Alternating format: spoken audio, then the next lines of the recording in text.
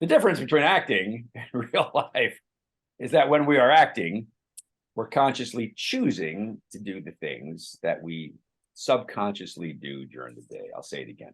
The difference between acting and real life is that when we're acting, we're consciously choosing, we're aware, we're creating the steps, we're deciding what to do about things that we don't give as much thought to during the day. We just kind of wake up and live our lives.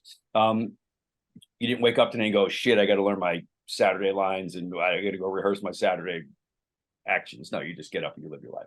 So what are the things that we do in life that as an actor, we choose to do specifically so we can act truthfully under the circumstances of the script?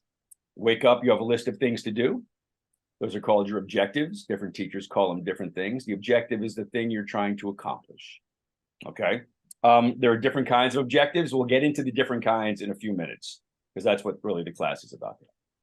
How we work objectives. Wake up, you have a list of things to do. Those are your objectives. Different teachers call them different things. Your objective, you may heard from different teachers called your want, your need, your goal, your task, your purpose, your intention, your agenda, your target. I don't care what you call it necessarily, as long as you have one. If you don't have something you're trying to accomplish or achieve, you're not behaving like a human being. You have to have something you're trying to achieve, or you're just modeling words. And no one has come to see you modeling words. No one came to see you speak. No one came to see you speak. No one comes to see you feel. No one comes to see you speak. They see you trying to achieve something against the next tool we have to identify, which is called our obstacles. We have a list of things we're trying to accomplish. Obstacles get in our way. Obstacles are people, places, or things that are not doing or behaving in a way that we need them to behave. So now they're getting in the way of our progress. You have to have an objective or an intention or a want, and there has to be an obstacle. Without these two things, there's no story. If there is no intention and there's no conflict and there's no obstacle, there's no conflict. Without conflict, there is no story. And people have come to see a story. You can want something, but if there's no conflict, no one gives a shit because no one's come to see you skate through life easily. Okay. Has to be something getting in the way. Okay. Where do we look for our obstacles? It's either man versus man. There's another actor or actors in a scene who are behaving in a way that you need to change. If not man versus man, it can be man versus God. We talk to God, we smite God, we beg God, we pray to God, we ask for things, we blame. If not man versus man or man versus God, man versus nature. I just put on a nice suit. I want to get to my car to go to a job. Boom. The skies open up. It's teeming rain. How do I navigate the obstacle of rain? An umbrella. It's not that big a deal, but it's still an obstacle and you still got to deal with it. I didn't say it had to be life or death. Or you're out for a hike. Your compass breaks. It's getting dark. You're lost. How do you overcome the obstacles of nature, the weather, the light, anything that's out there around you? How do you overcome the obstacles to what? To achieve your goal, which at this point is probably survival. If not man versus man, man versus God, man versus nature, man versus animal. I had to take my guinea pig to the vet last week. She had a little lump on her. Normally, it's really easy to pick my guinea pig up. You had to see the 30 minutes of me trying to wrangle a fucking guinea pig who can't weigh 2.7 pounds. But she knew she was going to the vet. How? I didn't leak it. Don't know. I had to literally trap this sweet little guinea pig. I had to trick her and fool her with lettuce and carrots. It was a conflict of wills for a half hour until I finally got her into her travel case. That was my battle. So if not man versus man, man versus God, man versus nature, man versus guinea pig, I'm sorry, man versus animal. My car won't start. Fuck. Man versus machine. How do I deal with the machine that won't work? My lawnmower won't start. God damn it, my pen's out of ink. My phone died, huh? My coffee machine won't work. My ring light won't turn on. My alarm didn't go off. My AC won't work. Man versus machine. We have a battle of wills with things. We curse our car. Does that work? Not usually. We deal with it. We give life. We give personality to things. We have relationships to objects. If not man versus man, man versus God, man versus nature, man versus animal, man versus machine. You know what is always there to deal with? The thing we always tend to forget is man versus self. We are our own worst freaking enemy. We are always getting in our own way. We can't make a decision. We make the wrong decisions. We have to figure things out. We have to come to a conclusion. Do I want to deal with this person? Do I not want to deal with this person? Should I ask her out? Should I not ask her out? Should I take the job? Should I not take the job? Man versus self. There is always the man in the mirror. One of my favorite conflicts in Taxi Driver was De Niro looking into a fucking mirror, dealing with his reflection, threatening his reflection, trying to intimidate his reflection. You talking to me? You talking to me? There was an improv. There was no script on the page. It's just an improv. It was a repetition exercise. It was triggering. That's all that was. Man versus self. 6 places you can look for obstacles. I'm sure there are more. I just have them lumped into 6. Man versus man, man versus God, man versus nature, man versus animal, man versus machine, man versus self. You need something, something gets in the way. We have relationships. We use relationship scenarios, tools that we can use. We have relationships to these obstacles. They're people, places, or things. They're family members, they're friends, they're loved ones, they're enemies, they're strangers, they're employees, they're bosses, they're political figures, they're law enforcement, they're first responders, anything. There are pets, anything. You could have a relationship, no matter what the script says. Let's say Moses and I are playing brothers. Great. I can still treat him like he's my son. I can treat him like he's my employee. I can treat him like he's my enemy. I can treat him like he's the president of the United States. And that will change our next tool. The objective is what you need. The obstacle is what gets in the way of what you need. We have relationships to these obstacles. And that helps us choose what? In life, when we want something, and based on the relationship, we use tactics to try to manipulate the obstacle. Tactics are our actions. Actions, by definition, are verbs. We play with transitive verbs and verb phrases. Something I can do to you, my obstacle, or you can do to your obstacles without putting your hands on them. We have to be able to manipulate our obstacles with our intentions. You're not allowed to touch another actor unless there's choreography and agreement. You can't reach across and throttle your reader or grab the casting director. So I have to be able to manipulate you from right here, in this frame, top of the head, bottom of the chest, whoever I'm talking to. I have to be able to manipulate them with what? My intentions. Intentions are our actions. We play with transitive verbs and verb phrases. Every one of them starts with the same word, T-O, to threaten, to scold, to flirt, to tease, to warn, to charm, to lay down the law, to put you on a pedestal, to tear you a new one, to bite your head off, yada, yada, yada. Every time I choose a new one, I'm judged differently. Because in life and on stage, we are judged by our actions. If I threaten you, I'm the threatening guy. I flirt with you, I'm the flirtatious guy. I beg you, I'm desperate. I apologize to you, I'm sorry. One of my first acting teachers, Joyce Davis Smith, said, Robert, your tool is a thesaurus. You will look up an action word in a thesaurus. And a good thesaurus will give you 10 synonyms, 10 slightly different words that you can do to someone that means similar but slightly different, which will help you tweak your performances because different words mean different things to people. So when I look up threaten, I'll get scold, warn, lay down the law, put my foot down, tear you a new one, read you the riot act, blah, blah, blah, blah, blah. I'll also get 10 opposites, 10 antonyms, which will give me 10 other ways to attack my obstacle. So instead of threatening, I might be comforting or praising or encouraging. And now I have all these wonderful different choices to manipulate what? My obstacle. There's a really good book called Actions, the Actor's Thesaurus. And every word or phrase in here is another choice. For the love of God, people, look at all the fucking choices. You know how many are in here? Do you know how many are in here? Do you know? Because I don't. I would say hundreds of thousands of choices. Spend the rest of your life picking 2 or 3 of these a day, and you'll never get through the book. These are all tools to manipulate, all tools to interpret character, to build character, to interpret direction. Stella Adler calls it the vocabulary of action. And she says, what the actor is called to do upon the stage is as broad as life itself. And the range of what? The range of actions he should have at his command must be very wide. An actor, us, must begin to acquire a vocabulary of action, such as, she just lists some verbs. I sent you a longer list. I think, Jamie, I forgot to send you the list of verbs because I suck, didn't I? Okay, I'll send them to you after class. You won't need them right now. It's just a list of 75 actions. Just remind me afterwards. And I'll send you the objective sheets too. It slipped away from me, but I'll get them to you after.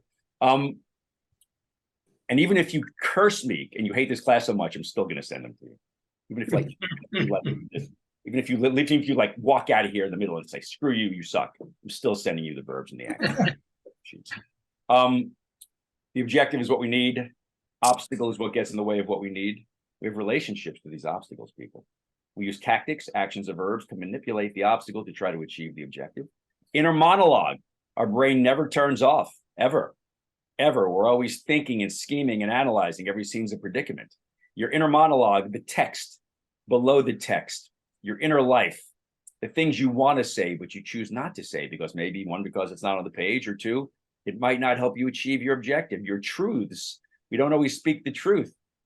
It may seem like we're telling the truth, but we may want to say other things. We may want to reveal how we feel. But if I tell you you suck, you may not give me what I want. If I tell you I love you, you may not give me what I want. It may not benefit the negotiation. Every scene's a negotiation. Two or more people negotiating one way or another. Okay? Nobody wants the same thing.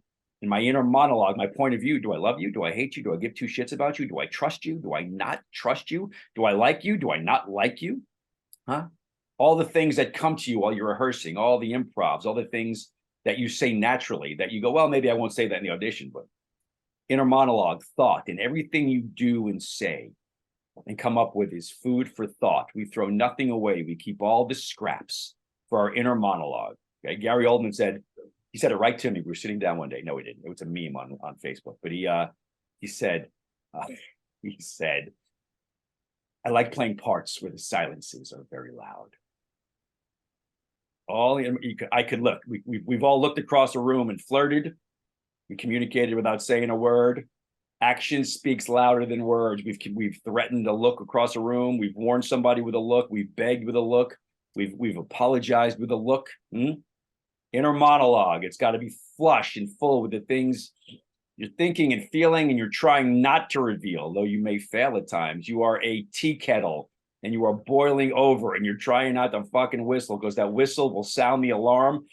It may help you, it may not. It will sabotage your objective.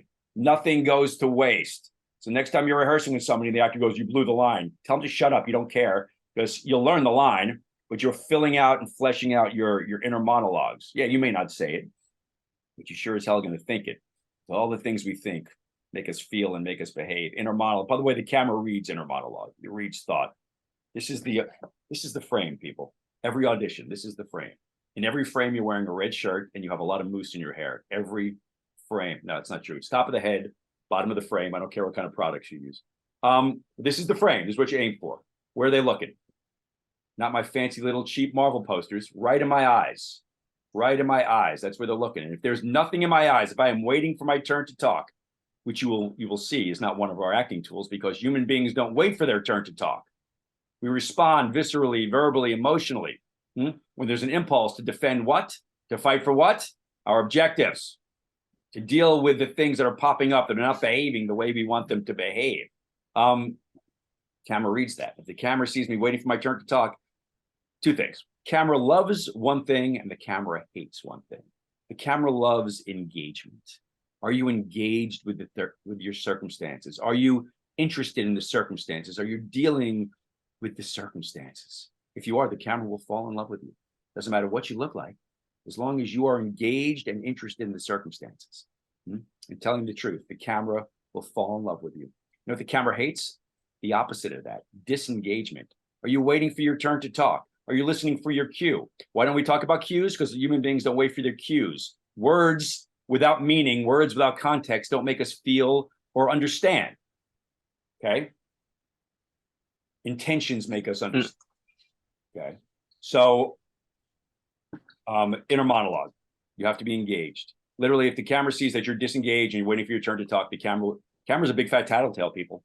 Doesn't miss a thing. And it will literally look behind you, tell the people doing the hiring that no lights are on, nobody home. They're waiting for their turn to talk. Shitty actor.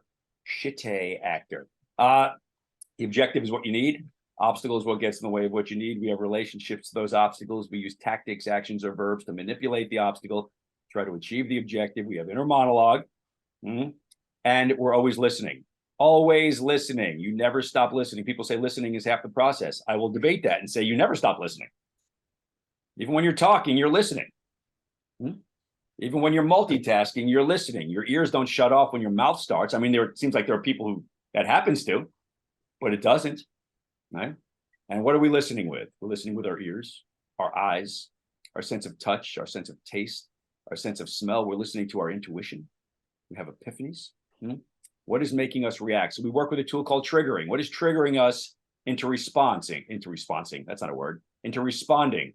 Where are we getting our impulses from? We get our impulses from things we see, from things we hear, from things we touch, from things we taste, from things we smell, and our intuition from things we remember or things we come up with. The way we work on triggering in here is whatever the other actor says to you. We start ice cold in here. You don't get the scripts in advance. This is not some scene study class where you prep something and you bring it in for me to wax poetic about what I think about your work. No, this is doing the work. This is where we practice the practice. This is where we work on the tools. How do we work on triggering? Whatever the other actor says to you, before you're even allowed to think about saying your next line, which doesn't even exist in the ether until you understand what the other actor is saying, you have to confirm you heard them correctly. If I say to you, blah, blah, blah, blah, blah, blah, blah, and your line is blah, blah, blah, before you can say your blah, blah, you have to say, did you say blah, blah, blah? You got to make me do this. Why do you got to make me do this? In the words of our Lord and Savior, William H. Macy, bow down to him, our job is simply, he says simply, to change the behavior of the other actor. If the other actor is doing something, saying something, feeling something, or believing something that you are at odds with, that stand in the way of what you want. So our job is to simply change what they're doing, or change what they're saying, change what they believe, or change what they feel. If they're doing something you don't want them to do, make them stop. If they're not doing something you want them to do, make them do it. If they're not saying what you want them to say, make them say it. If they're saying something you don't want them to say, make them stop. If they feel something you don't want them to feel, change how they feel. If they're not feeling something you need them to feel, try to make them feel that. If they believe something you don't want them to believe, change their minds, change their beliefs. If they don't believe something you want them to believe, change it. That's your job in every scene. Objective, the tools I like to work on as my foundation. Are they the only tools? No, there are endless tools. My foundation consists of the objective, which is what I need, the obstacles that get in the way of what I need, my relationships to those obstacles, my tactics that I use to try to manipulate the obstacle to achieve the objective, my inner monologue, my thoughts, my scheming, my analyzing, me trying to solve the predicament. Every scene's a predicament, thinking about how to solve this predicament. And what am I responding to? What's triggering me? Those are the tools I use. Today, we're working primarily on objective. Objective, okay, let's get into objective. There are three types of objectives, generally speaking, categories. One, the primal objective. Chuppett gets into that a lot in the Power of the Actor, great book. Primal objective, things that drive us, things in a moment that we're driven by, that we can decide. We're not really going to work on that today, but let's make a list of primal objectives. What are we driven by in life? We're driven by power, by money, by revenge, by fame, by sex, by family, by peace and harmony, by happiness, by love. We're driven by fear, many things, but not a ton. I mean, those are some primal needs. And you can literally go in this scene, I'm gonna be driven by nothing but revenge, and that will affect how I behave. Or I'm gonna be driven by nothing. All I want in life is peace and harmony. And how I behave that's the beacon. That's what drives me. If it's about money, I may behave a different way. If it's about sex, I may behave a different way. If it's about family and loved ones or care, it may be a different way. We're not working on that today. The super objective, we're not working on that either. Let's discuss it. The super objective is your character's journey in the story. Generally, for one of the lead actors or if you're a guest star. Hypothetically, Chase is an acting student. Chase just graduated from acting college. Chase went to acting college. And this story, in the first 10 pages of the script, Chase, our protagonist, our hero, graduates from acting college. And what does Chase want more than anything? He wants to be a big Broadway star. And by the end of the story, the log line is our hero, Chase, who really wants to be a big Broadway star, has to overcome great obstacles to achieve it. Does Chase make it?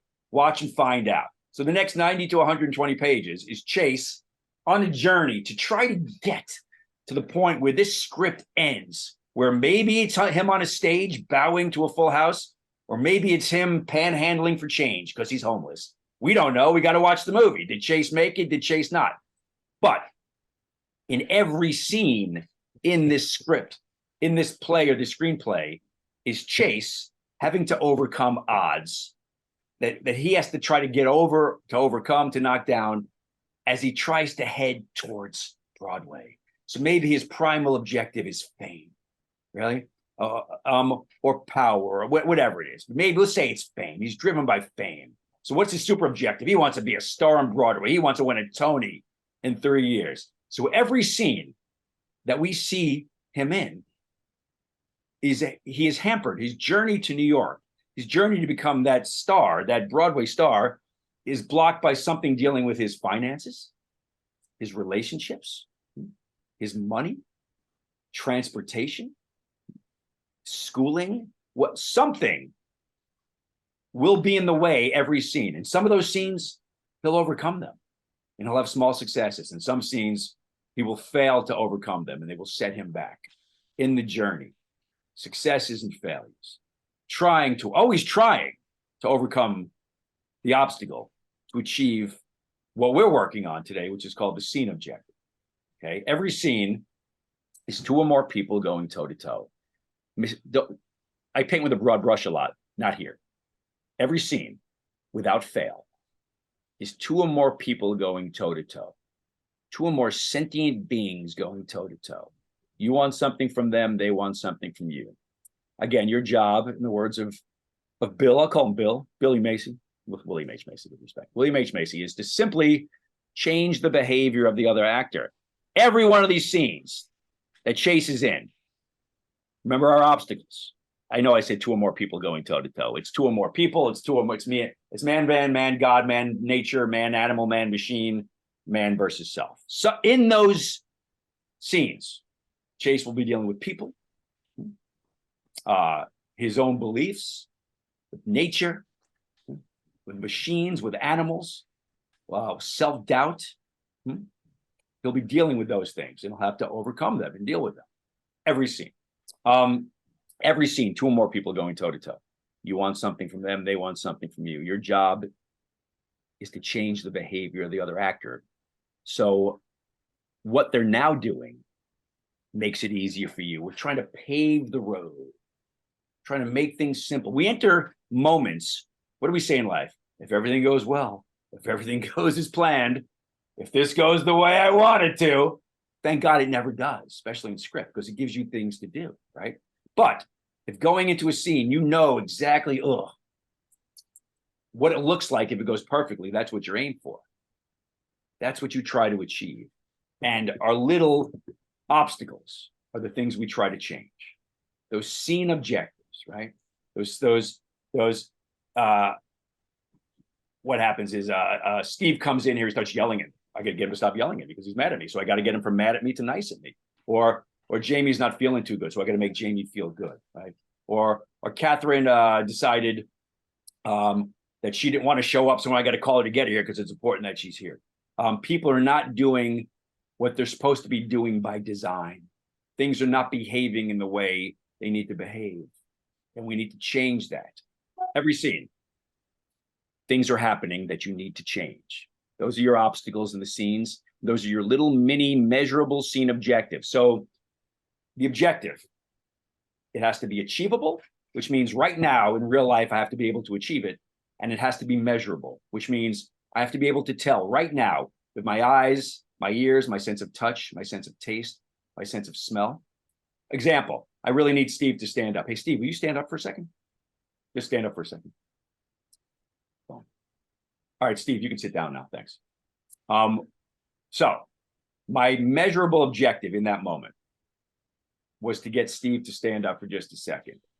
Did I achieve my objective? Yes. How do we know? How do I know I achieved my objective? You really did it. How do I know he did it though? Saw it. Saw it. Exactly. Senses. That's simple, that clear. In the words of David Mamet, your objective has to be as clear as opening and closing a window. It's either open or it's closed. I want you to leave, you're either leaving or you're not. I want you to stay. You're either staying or you're not. I want you to smile. You're either smiling or you're not. I want you happy. You're either happy or you're not. I want you telling me you love me. You're either telling me you love me or you're not. Okay. It has to be measurable and achievable, because now you're giving you something real to do. Because you know why? Because you're not really this character. And you're not really a police officer, and you're not really a superhero, you're not really a fireman, you're not really a pirate. But what you can do is something real. In this moment, you can try to make somebody really happy, or you can try to piss somebody off, or you can try to get them to shut up, or you can try to get them to speak up, or you can try to get them to pay attention or avert their eyes. And it's really there, and it gives you something real to do as it's juxtaposed against the script. The actor and the character are doing different things. The character's doing what the words are doing, but you are manipulating. That's what we play with. The measurable, achievable scene objective. Here's the beauty. You don't have to achieve it. You just have to try to achieve it. The success is in the trying, not the triumph. Let's say Jamie and I are doing a scene. And in this scene, Jamie and I are having a heated debate. I just want her to leave. Oh my God, I want her to leave, right? I could try. I just want her to go away. But this, as written, the scene, she stays. She's not leaving. In the scene as written, is Jamie stays, she holds her ground, and I lose. So does that mean I can't fight for that objective? No. The actor knows what's going to happen, generally speaking, in the script. The character can't know that. You're not allowed to read the future. I have to be able to fight to get Jamie to leave and understand that as the actor, that sometimes we win, sometimes we lose, sometimes it's a draw. And I got to fight like hell to get her to leave and fail. I've got to provoke Jamie. I've got to push her buttons. I've got to really try to get Jamie to leave. And Jamie has an objective to convince me she's going to stay and to get her point across and to not leave until she achieves or fails in her objective. Now there's conflict. Two opposite objectives. Maybe my objective is to get Jamie to smile. Maybe my character is just a carpet salesman. And in the scene, Jamie is someone who is looking to buy some carpet, and I'm a carpet salesman. And the character's job is to sell Jamie some carpet. But that doesn't mean I can't go, my character likes his character. I'm going to try to get her to smile. I'm going to try to get her to like me. I'm going to try to get her to be interested in me. I want her to know that I have a crush on her, blah, blah, blah, blah, blah. And that's the action I play, maybe. The dialogue's still the dialogue. The scene is still the scene, but now I'm fighting for something in addition to that, giving me something real to do. I've never sold carpet before, but I've convinced someone I'm interested in them. I've tried to get someone to go out with me. I've made someone feel good about themselves. I've also made for someone feel bad about themselves. I get to choose what I'm trying to get the other actor to do, say, feel, or believe. They don't have to do it. I just have to try to get them to do it. That's our job. I want to play you a video. You may have heard me say his name before, William H. Macy. We're going to play a video for you. I'm going to share the screen. Him talking about the craft of acting. Where are you, Mr. Macy? Where are you? Is this you? Is this you? No, that's not you. Is this you? That's not you. Is this you? That's you. Hold on a second. That's you. Hold on a second. They recognize him from his 8 freaking billion jobs. Whoa, shit, hold on. Dude. Come on. Everybody see this? Yes. Excellent. We're going to play from the beginning. Here we go. It's only a 2-minute video, 2.5-minute video. Which you said it's bad form to view any character you're playing in the negative. Yeah. Is that what you're talking about? What does that mean? Is that like judgment? Is that like it's bad to pass judgment on a character you're playing as if you could step back away from yourself? Yeah, because it's not true to life. Nobody presents as, I'm a stupid asshole. You know, there are a lot of stupid assholes in the world, but they don't think they are. We are all the hero of our own stories. That's the human condition. So you may indeed be playing a villain or a stupid person or a venal person. I think it frightens actors so much to play a racist, someone who just cannot abide black people or Jews or whatever, you know, someone who really hates them. They act it in such a way that it's clear, I don't feel this way. This is just the role I'm playing. And I think they do a disservice to the story. And, you know, as a result, we see the film and we don't know anything more about racism or prejudice than we did before we started. We just saw someone acting out sort of the shell of it. But on the converse of that, how do you approach it? If you're a fearless actor and you're going to play a racist, how do you approach that? I mean, is that a research thing? Is that a mindset? Or is it finding that character's reasoning and making it true for yourself for why that hatred is there? There's a difference between what the actor is doing and what the character is doing. To the audience, they look the same. You can't tell the difference if you do it correctly.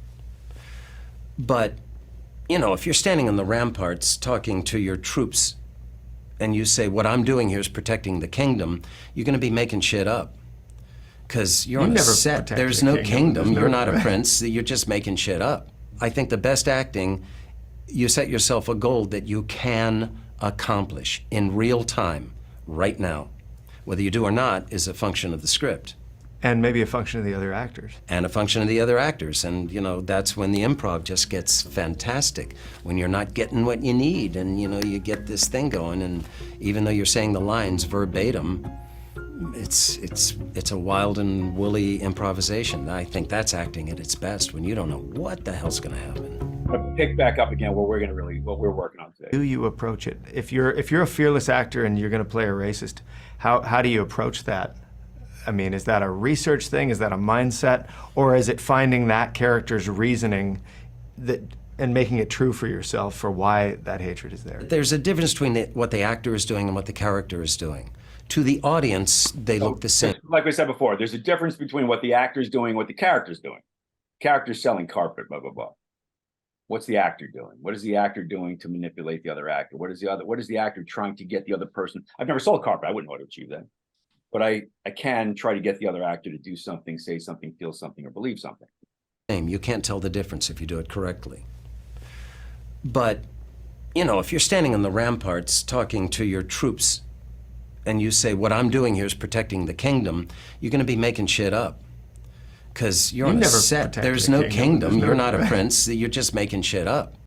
You're just making shit up. You're not doing anything real. You've never been a pirate, you've never been a prince, you've never been a superhero, you've never been a super villain. Yeah, whatever. You're not, generally speaking, we're not these things. You've got to give yourself something real to do in the moment. We always hear that phrase, in the moment. All a moment is somebody who wants something really bad and has to overcome obstacles to achieve it. Your job is to manipulate something real, achievable in real time. I think the best acting, you set yourself a goal that you can accomplish in real time. Something that you can accomplish right now. Not that you do, again, he says admit, not that you do accomplish, you can accomplish. I can make Moses smile under certain circumstances. Doesn't mean he's going to. I may fail doing it. I can get Moses to leave. I can get him to stand up. I can get him to sing. Doesn't mean I'm going to accomplish it. I can't put the fear of God in him, and vice versa. Doesn't mean I'm going to accomplish it. The real manipulation, the improv isn't about the dialogue. The improv is, well, I didn't get Mike to do that. Let me try to get Mike to do something else. Let me get Mike to do, as we're doing this. Again, the lines are the lines. We know them verbatim, or we learn them to forget them so we can just deal. But that's when you don't know what the fuck I'm going to do to you, and I don't know what you're going to do to me. And that's when, again, it gets, what is he saying? Right now. Whether you do or not is a function of the script. And maybe a function of the other actors. And a function of the other actors. And, you know, that's when the improv just gets fantastic. When you're not getting what you need and, you know, you get this thing going. And even though you're saying the lines verbatim, it's a wild and woolly improvisation. I think that's acting at its best when you don't know what the hell's going to happen. Stop sharing. So, I think one of the hardest things to do. I'm going to put a link in the chat area real fast. I'll tell you what it is in a second. It's just a link. That didn't work. That didn't work at all. There we go. I'll tell you what that is in a minute. So I often, talk to actors. Hi, this is Mariah Gullo from the Hollywood Reporter. Hey, Mariah. And this How's is it going? You're ending up. Awesome. Fantastic. We don't need you guys anymore. Awesome. Defining an objective, defining something to do.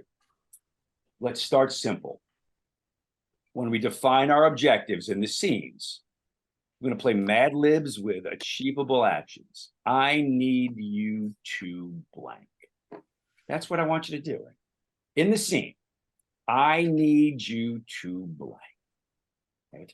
And you're talking to the other person, place, or thing that you're having this relationship and this conflict. And in that blank, you're going to put something that you could possibly get it to do.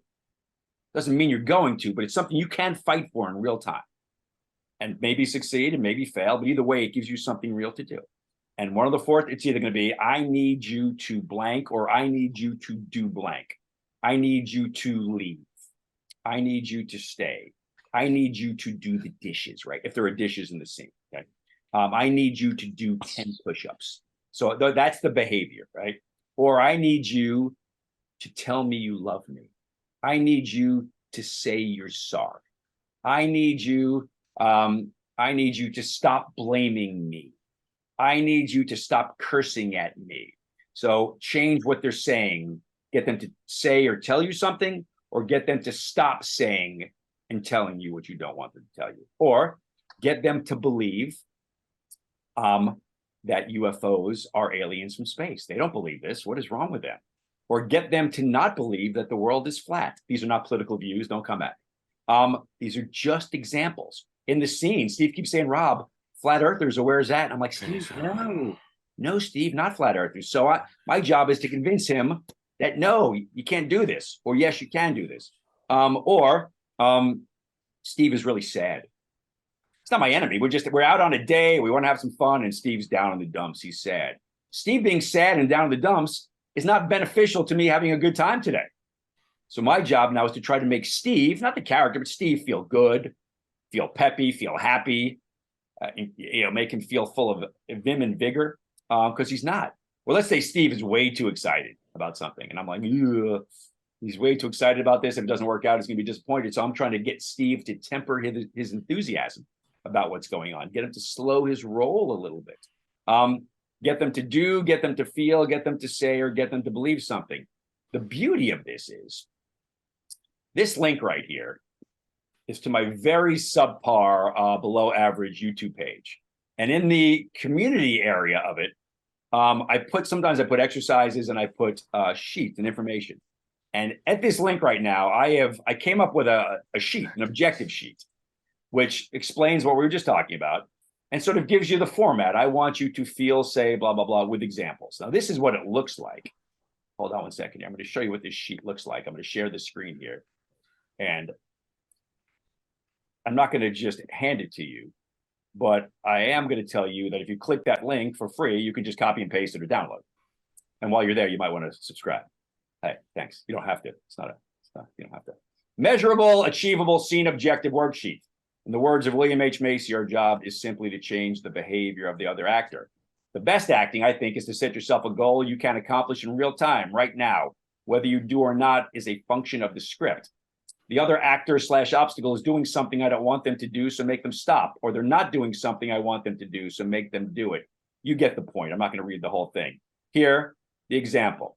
Start filling in the blanks. You will have many choices. As long as it is something, as long as it's supposed to say is. As long as it is something measurable with your senses, your eyes, your ears, sense of touch, taste, smell, or you can possibly achieve it right now in real time. It's viable.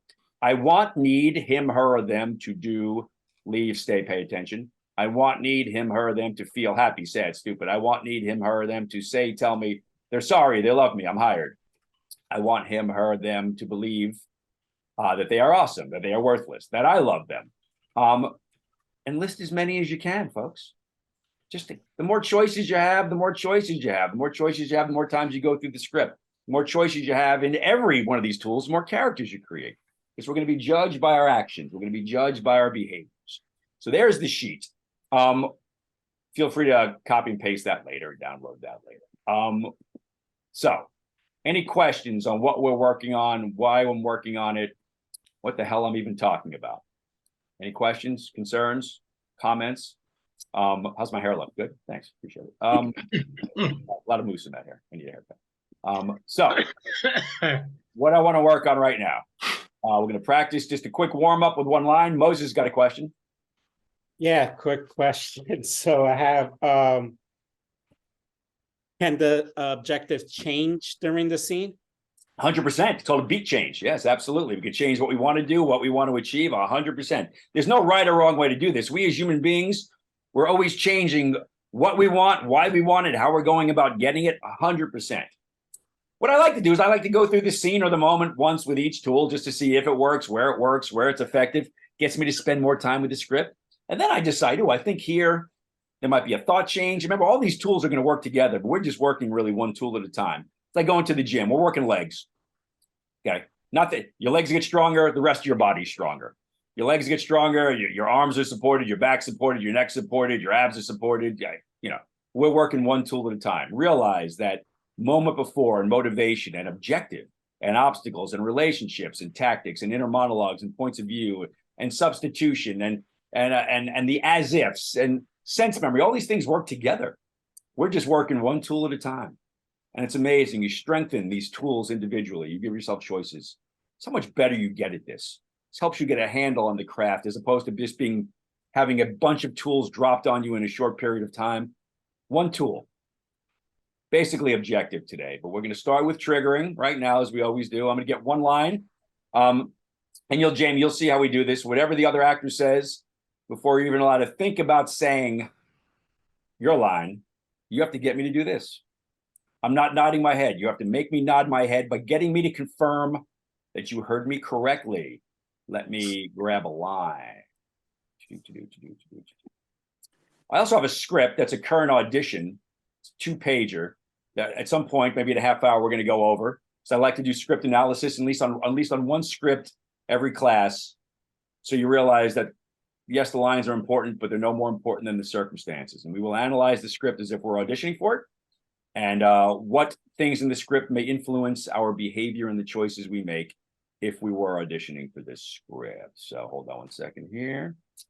I don't want that. I don't want that. That's what I want. There we go. Nice short little moments. Short little moments. Oh, here we go. I'm only going to give you your line. You can't say your line until you've confirmed you've heard me correctly. Your line is, I told you he was trying to kill me. That's your line. I told you he was trying to kill me. That's it. Moses, what's your line? I told you that he was trying to kill me. Mike, what's your line? I told you he was trying to kill me. Mel, what's your line? I told you he was trying to kill me. Steve? I told you he was trying to kill me. Jamie? I told you he was trying to kill me. Chase? I told you he was trying to kill me. Anton? Told you he was trying to kill me. Catherine? Told you he was trying to kill me. Ellis? Told you he's trying to kill me. April? I told you he was trying to kill me. Jade Jackhammer? I told you he was trying to kill me. I'm going to call you by all 7 of your names in this class. What I'm going to do here. So now you can't say your line until you confirm you heard me correctly. Moses, you didn't have to call the cops. You telling me I didn't have to call the cops? Yeah. I told you he was trying to kill me. You're a big baby, Moses. Mike, you didn't have to call the cops. You just say I don't have to call the cops? Yeah. I told you he was trying to kill me. Mel, you didn't have to call the cops. I didn't have to call the cops. Exactly. I told you he was trying to kill me. Steve, you didn't have to call the cops. Did you just say I didn't have to call the cops? Yeah. Rob, he was trying to kill me. Chase, you didn't have to call the cops. You said I didn't have to call the cops? Yeah. I told you he was trying to kill me. Anton, you didn't have to call the cops. Wait, you just said I didn't have to call cops. Yeah. I told you he was trying to kill me. Catherine, you didn't have to call the cops. Did you say I didn't have to call the cops? Yeah. I told you he was trying to kill me. Jade, you didn't have to call the cops. Didn't have to call the cops. Yeah. I told you he was trying to kill me. April, you didn't have to call the cops. Did you just say I didn't have to call the cops? Yeah. I told you he was trying to kill me. Ellis, you didn't have to call the cops, dude. Come on, man. Did you just say I didn't have to call the cops? Yeah. I told you he's trying to kill me. Cool. So let's play with measurable objectives. We know the scene. Well, I don't know what the relationship is. We know that there are 4. So let's analyze this real quickly. How many beings are part of this discussion? How many different groups? How many sentient beings? Moses, what are you saying? 2. Really? I see 3. 4. I see 3. 4. I see 4. Who are you missing? Name them for me. Moses, name them. Well, me, you, the person that's trying to kill me, and I guess the cop. Cops, yeah. Now we got 4. Oh. Yeah, 4 cops, yeah. So 4 things we're dealing with here. My character is displeased or thinks that you didn't have to call the cops about whatever you're dealing with. The person you're talking about, you feel was trying to kill you. So you feel it was justified to call the cops. And who you're trying to justify that to is me. So we got really 4 different players going on. As you analyze the script, everything matters. Your relationship to me matters. Your relationship to the guy killing you matters. Your relationship to the police matters. So does mine. For some reason, I'm trying to convince you that maybe you overreached by calling the cops. You're trying to convince me that no, I did not overreach by calling the cops. So I'm not sure what my character does or says after here. All I know is I can try you to get to say, I'm so sorry, I feel terrible about it. I can get you to do a million things. But you can also get me or try to get me to do something, say something, feel something, or believe something different than I'm doing, saying, feeling, or believing right now. Maybe I don't understand that he was trying to kill you. Maybe I just thought things got out of hand and you called the cops. Get me to understand. So clearly I don't understand why you called the cops. Let's make it simple. So your measurable objective is you go, oh, get me to go, oh, you know what, dude, I didn't understand. I didn't realize. So get me to say that. You're going to fail. The actor now knows you're going to fail. You have to be able to fight as the character to get me to say that. Make me say, oh God, I didn't understand. Moses, make me understand and make me say I didn't understand. Dude, you didn't have to call the cops. You're telling me I didn't have to call the cops? Yeah. I told you he was trying to kill me. Good, no right, no wrong. But now you have a target. I'm sitting right here. You're trying to get me to say, oh shit, I didn't understand. You're trying to get me to really understand. You're not just saying the lines. You have a human, quasi-sentient being sitting right here. Make me your puppet. Manipulate me. It's okay to fail. That's just part of the process. Failing isn't failing. Not trying to achieve the objective is failing as an actor. Not achieving the objective is the character not failing, and that's not the actor failing. The character's job is to manipulate the other actor. So there's 2 sayings when it comes to the definition. There's a great saying, which is the success of your character is measured in the obstacle. I'm the obstacle right now in the sense that I don't understand the stakes of what was going on. I don't understand that he was really trying to kill you. I don't understand how you feel about this. I don't understand what was really going on. If I change, the character succeeded. The actor's definition is different. The success is in the trying, not the triumph. As long as you go, Moses goes, I know Rob's not going to say this, but I'm really going to try to get Rob to say this. Now you're really doing something, and now you're a good actor. Now you're a good scene partner. Our characters are diametrically opposed, right? But sometimes you lead, sometimes I lead. Your job is to push my buttons. You've got to really try to affect me. If you really affect me, you make me better. If I really affect you, I make you better. So, Mike, get me to say, earn me saying, dude, I totally didn't get it. I didn't realize that. You didn't have to call the cops. Did you just say I didn't have to call the cops? Yeah. I told you. He was trying to kill me. No right, no wrong. Mel, earn me saying to you, dude, I didn't understand. I didn't realize. Okay? Make me understand what's going on here. Dude, you didn't have to call the cops. I didn't have to call the cops. Yeah. I didn't have to call the cops. Yeah. I told you that he was trying to kill me. Yeah. No right, no wrong. Steve, I want you to earn me saying, dude, I didn't understand what was going on. I didn't realize. That's your goal. That's your target. Dude, you didn't have to call the cops.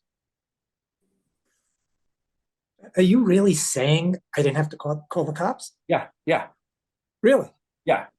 But I told you he was trying to kill me. Nice. Chase, I want you to earn me saying to you, dude, I didn't understand it. I didn't realize it. That's what you're aiming for. Aim for the stars, land on the moon. You don't have to achieve it. It just has to be the most important thing, right? Dude, you didn't have to call the cops. You said I didn't have to call the cops? Yeah, yeah. I told you he was trying to kill me. Anton, earn me saying, "Look, I didn't understand. I didn't understand. I didn't realize it. You didn't have to call the cops. Wait, did you just say I didn't have to call the cops? Yeah. Yeah, but I told you he was trying to kill me. Catherine, earn me telling you I didn't understand what was going on. I didn't realize it. You didn't have to call the cops. Did you say I didn't have to call the cops? Yeah, yeah. I told you he was trying to kill me. Dimitri, earn it. Get me to understand. Get me to understand what was really going on. Get me to say I didn't realize. You didn't have to call the cops. I didn't have to call the cops. Yeah, yeah, I didn't have to call the cops. yeah. I told you he was trying to kill me. April, earn it. Get me to understand. Get me to understand the circumstances. Get me to say I didn't realize. You didn't have to call the cops. I didn't have to call the cops. Uh-huh. Yeah. I told you he was trying to kill me. Ellis, get me to understand the stakes of the situation. Clearly, I don't know what's going on. Get me to say, dude, I didn't realize. Ellis, you didn't have to call the cops. I didn't have to call the cops. Yeah, yeah. You fucking serious? Yeah. It's trying to fucking kill me. I understand. I believe you. Jamie, get me to understand the stakes of the circumstances. Get me to say I didn't realize. You didn't have to call the cops. I didn't have to call the cops. Mm-hmm. Bruh, I have a 5-year-old son at home. I told you he was trying to kill me. Yeah, no right, no wrong. Now remember what we're doing here. We're practicing. We're rehearsing. This is the audition. We're rehearsing for the audition. This is not the shoot. We're rehearsing for the shoot. This is not the curtain going up. We're rehearsing for the curtain going up. Anything that comes out of your mouth right now. If you're adding new information, I would encourage you not to do it out loud in the audition. But like what Jamie just said, I have a 5-year-old.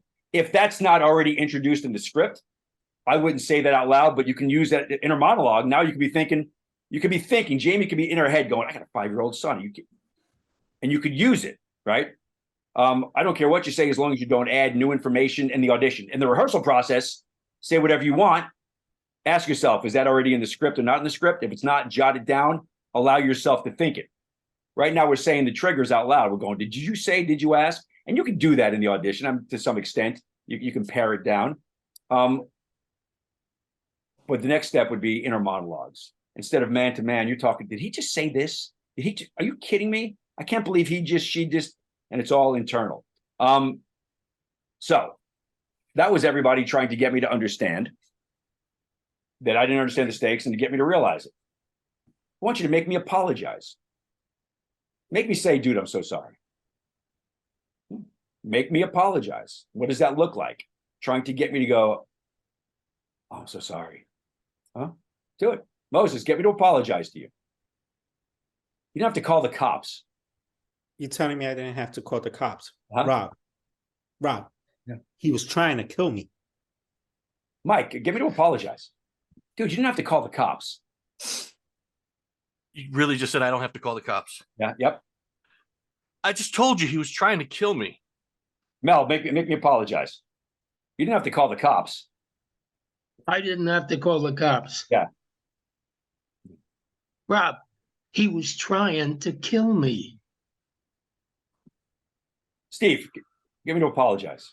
Steve, you didn't have to call the cops, man. Oh, I didn't have to call the cops. Yeah. Rob, I told you he was trying to kill me. Jamie, get me to apologize. You didn't have to call the cops. I didn't have to call the cops. No. I told you he was trying to kill me. Catherine, get him to apologize. You didn't have to call the cops. Did you say I didn't need to call the cops? Yeah, Seriously? yeah. I told you, he was trying to kill me. Anton, get him to apologize to you. You didn't have to call the cops. Say I didn't have to call the cops. Yeah. Yeah, but Rob, I told you he was trying to kill me. Chase, get him to apologize to you. You didn't have to call the cops. I didn't have to call the cops. Yeah. I told you he was trying to kill me. Dimitri, get him to apologize to you. You didn't have to call the cops. I didn't have to call the cops. Yeah. I didn't have to call the cops. Yeah. Robert Pralgo. I told you he was trying to kill me. I'm so sorry you had to say my name. Well, you made me apologize. April, make me apologize. You didn't have to you didn't have to say my name. You didn't have to call the cops, April. I didn't have to call the cops? Mhm. I told you he was trying to kill me. Eli, get him to apologize to you. You didn't have to call the cops. You just say I didn't have to call the cops? Yeah. I told you he was trying to kill me. Good. I want you to now we'll change the objective. I want you to make me feel stupid. Convince me I'm stupid. Make me feel stupid. Your inner monologue is, what are you, fucking stupid? Make me feel stupid. Moses, make me feel stupid. You didn't have to call the cops. Rob, you just said I didn't have to call the cops. Yeah. Yeah. Rob, I told you, he was trying to kill me. Mike, make me feel stupid. Convince me I'm stupid. You didn't have to call the cops. You really just say I don't have to call the cops? Yeah. Yeah. I told you he was trying to kill me. Jamie, make me feel stupid. Convince me I'm stupid. You didn't have to call the cops. I didn't have to call the cops. Yeah. Yeah. I told you he was trying to kill me. I don't understand what you're saying to me. I'm an idiot. Steve, make me feel stupid. Convince me I'm stupid. You didn't have to call the cops. Oh, and you just told me I didn't have to call the cops. Yeah. Oh, but didn't I tell you he was trying to kill me? Mel, make me feel stupid. Convince me I'm stupid. You didn't have to call the cops. I didn't have to call the cops. Yeah. Duh. I didn't have to call the cops. Yeah. Yeah. Duh. I told you he was trying to kill me. Chase, make me feel stupid. Convince me I'm stupid. Your inner monologue can be, what are you, stupid? This guy's stupid. This might be the stupidest person on the face of the earth. You didn't have to call the cops. You said I didn't have to call the cops? Mhm. I told you he was trying to kill me. It ain't penetrating. It ain't getting in. Anton, make me feel stupid. Convince me I'm stupid. You didn't have to call the cops. Wow, you just said I didn't have to call the cops. Yeah. Yeah. Yo, did you really just say I didn't have to call the cops? Yeah. Well, I told you he was trying to kill me. Catherine, I'm stupid. Convince me of that. Make me feel stupid. You didn't have to call the cops. Did you say I didn't need to call the cops? Yeah. Yeah. You said I didn't need to call the cops. Yeah. I did tell you that he tried to kill me.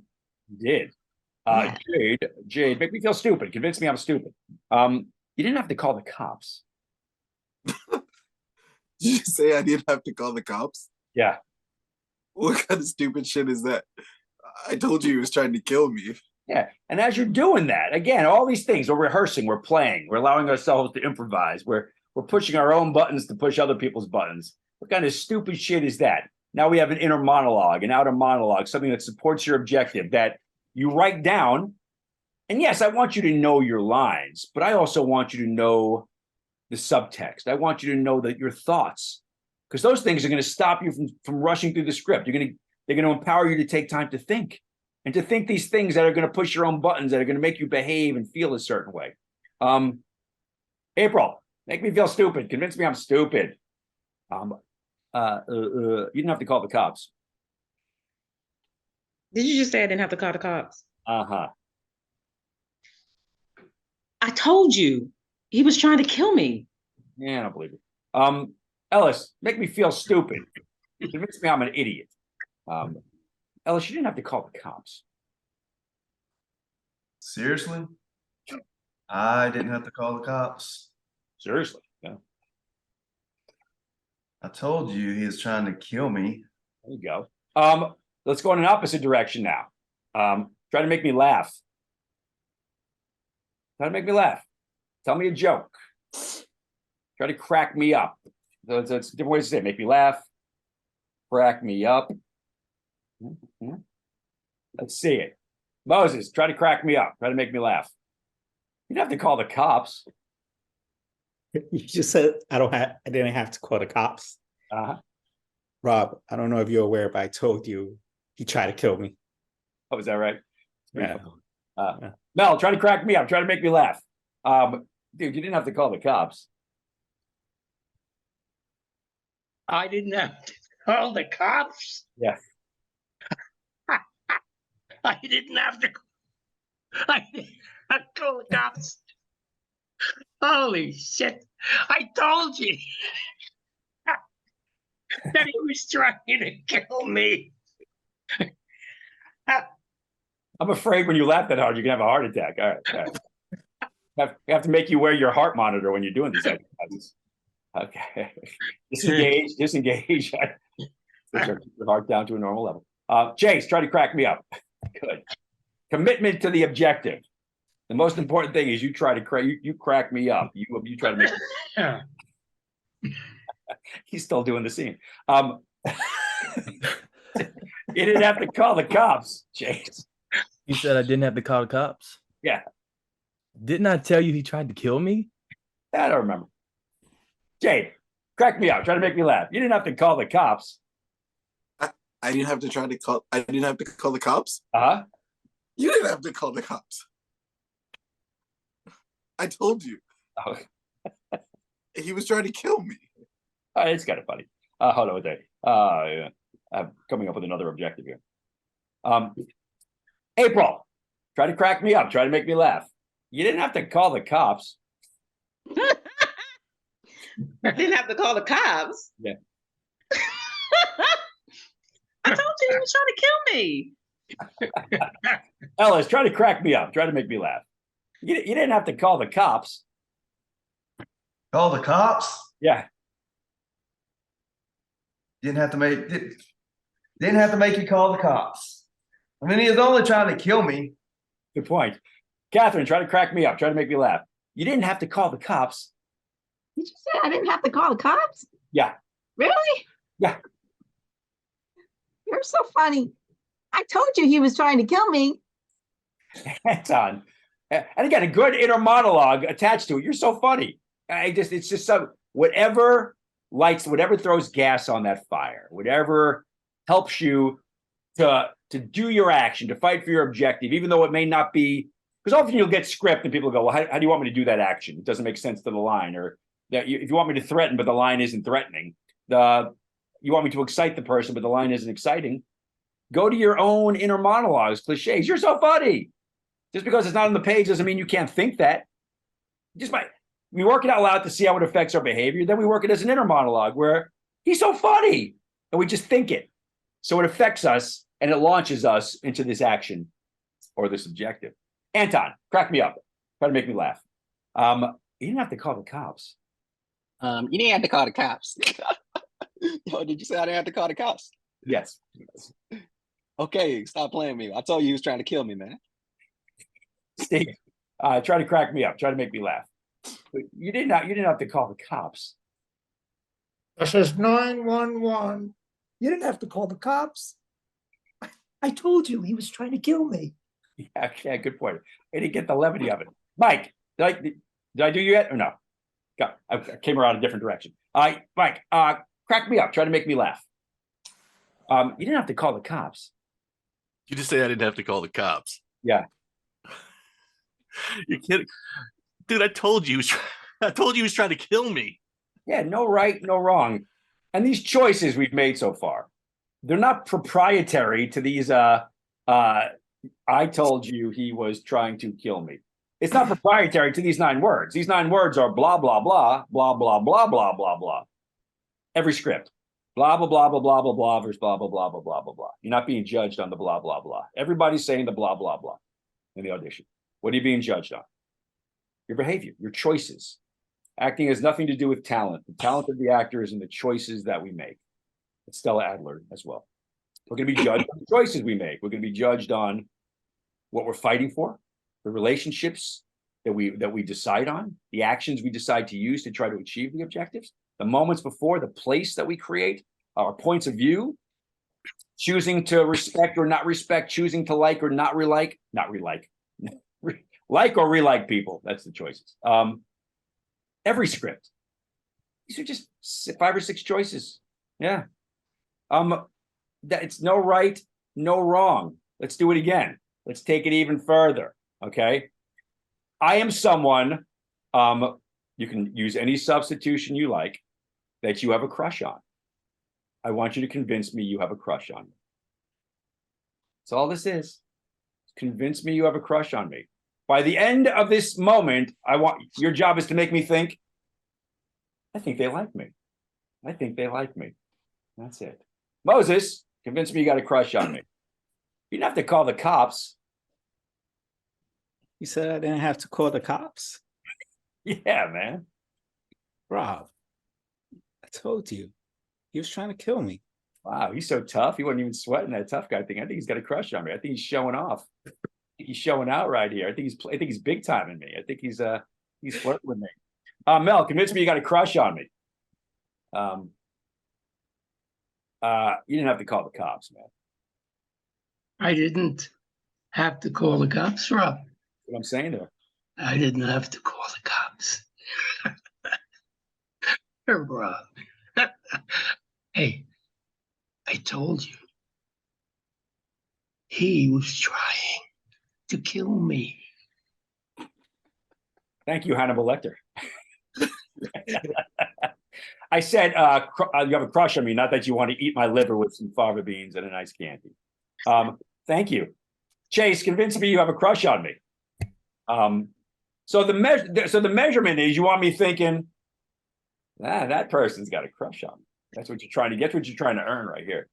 You didn't have to call the cops. I didn't have to call the cops. Yeah. I told you. He was trying to kill me. Wow.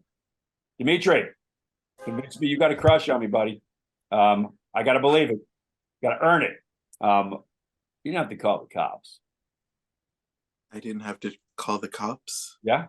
Oh, Robbie P. I didn't have to call the cops. I told you. He was trying to kill me.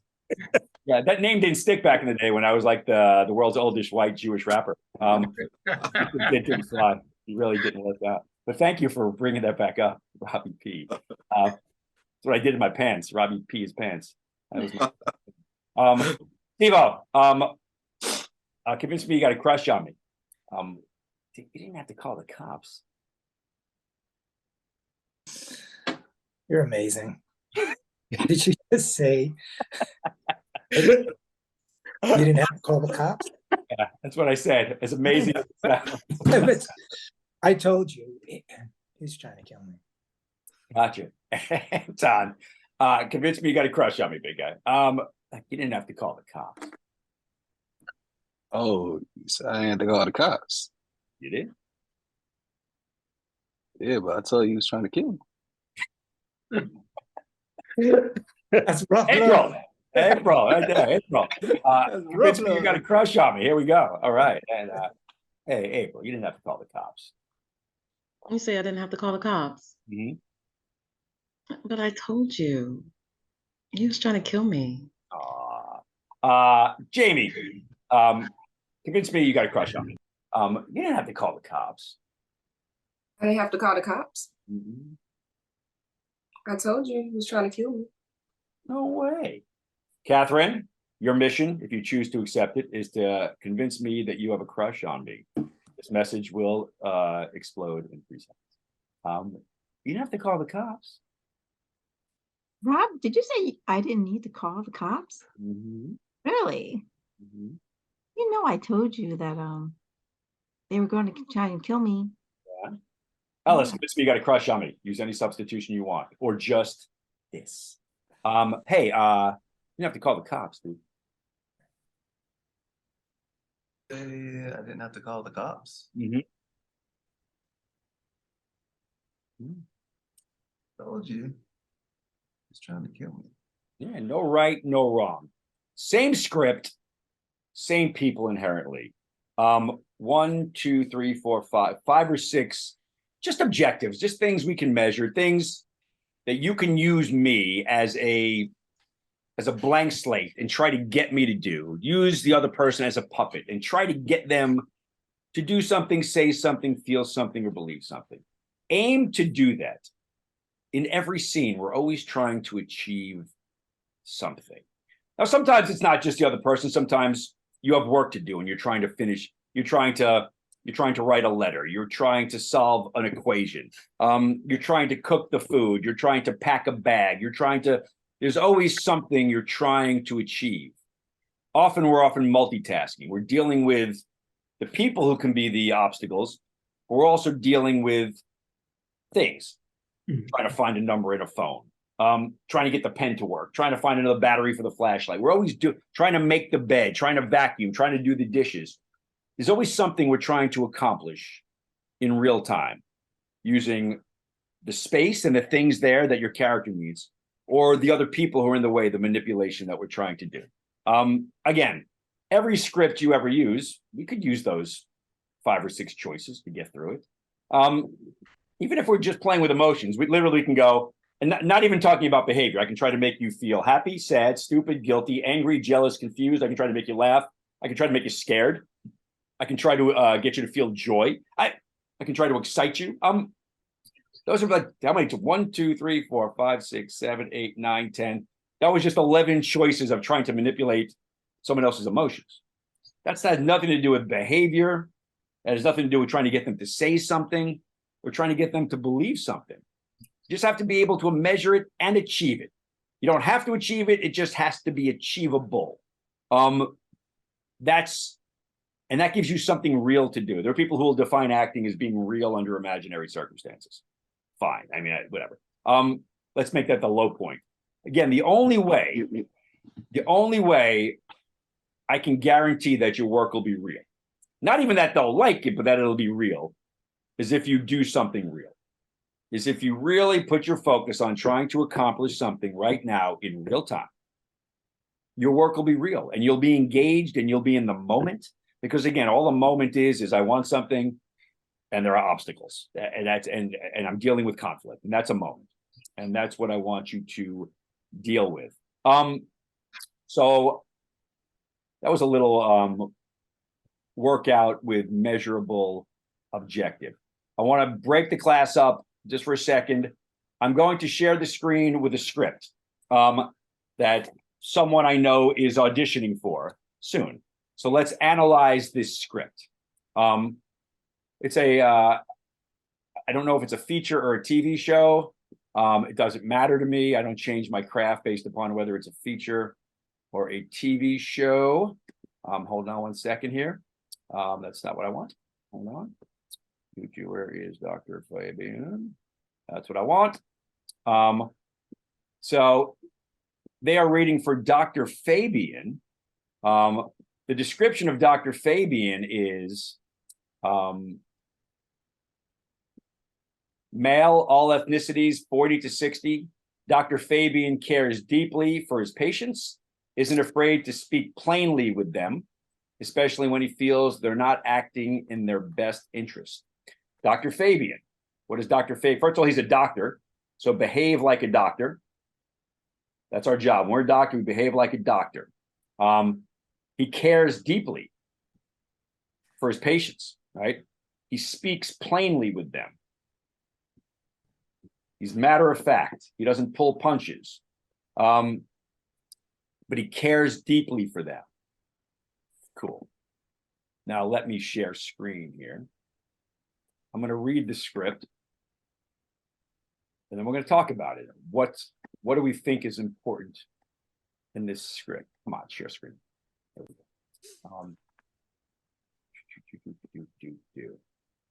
So, Dr. Fabian, side 1. Interior, convent, hallway outside the cellar. It's continuous. So everything's continuous, but this comes right after a moment I'm sure is in the script. So interior, we're inside of a convent, hallway just outside the cellar. Steiger and Dr. Fabian, that's our character, exit into the hallway. Dr. Fabian says, well, she's malnourished and dehydrated, but I don't see any infection in the lesions, and the facial swelling is probably a result of cranial trauma. Father Steiger, so we know that Steiger is a priest. I believe that's what that means exactly. Dr. Fabian, we have Steiger, and we have her. Those are the three characters we're playing with right now. And if we are in a convent, she's probably a nun, possibly. Could she be a nun? Could be. Let's see. Father Steiger says, is there any way to get her into a hospital confidentially? That's interesting. Dr. Fabian says, I'd like to say yes, but not at St. Anne's. The board would never approve it, not with her history. Oh, so her has some kind of history. Possibly this nun has a history. Hold on, guys. Father Steiger says, what about somewhere else? Dr. Fabian says, well, no one will take her in secret. It's just not done. Why does this have to be confidential? Steiger stares at Fabian and his voice quavers. Father Steiger says, they're keeping her alive, feeding off her, and his voice trails off with a ... Dr. Fabian says, who? Referring to who's keeping her alive? Feeding off her. What are you talking about? Father Steiger says, I don't know these, seemingly referring about who these people are. Dr. Fabian says, well, wait, hold on. I'm talking about her medical condition. This is medicine, science. Are you feeling all right, Father? So now we're concerned about the father's health.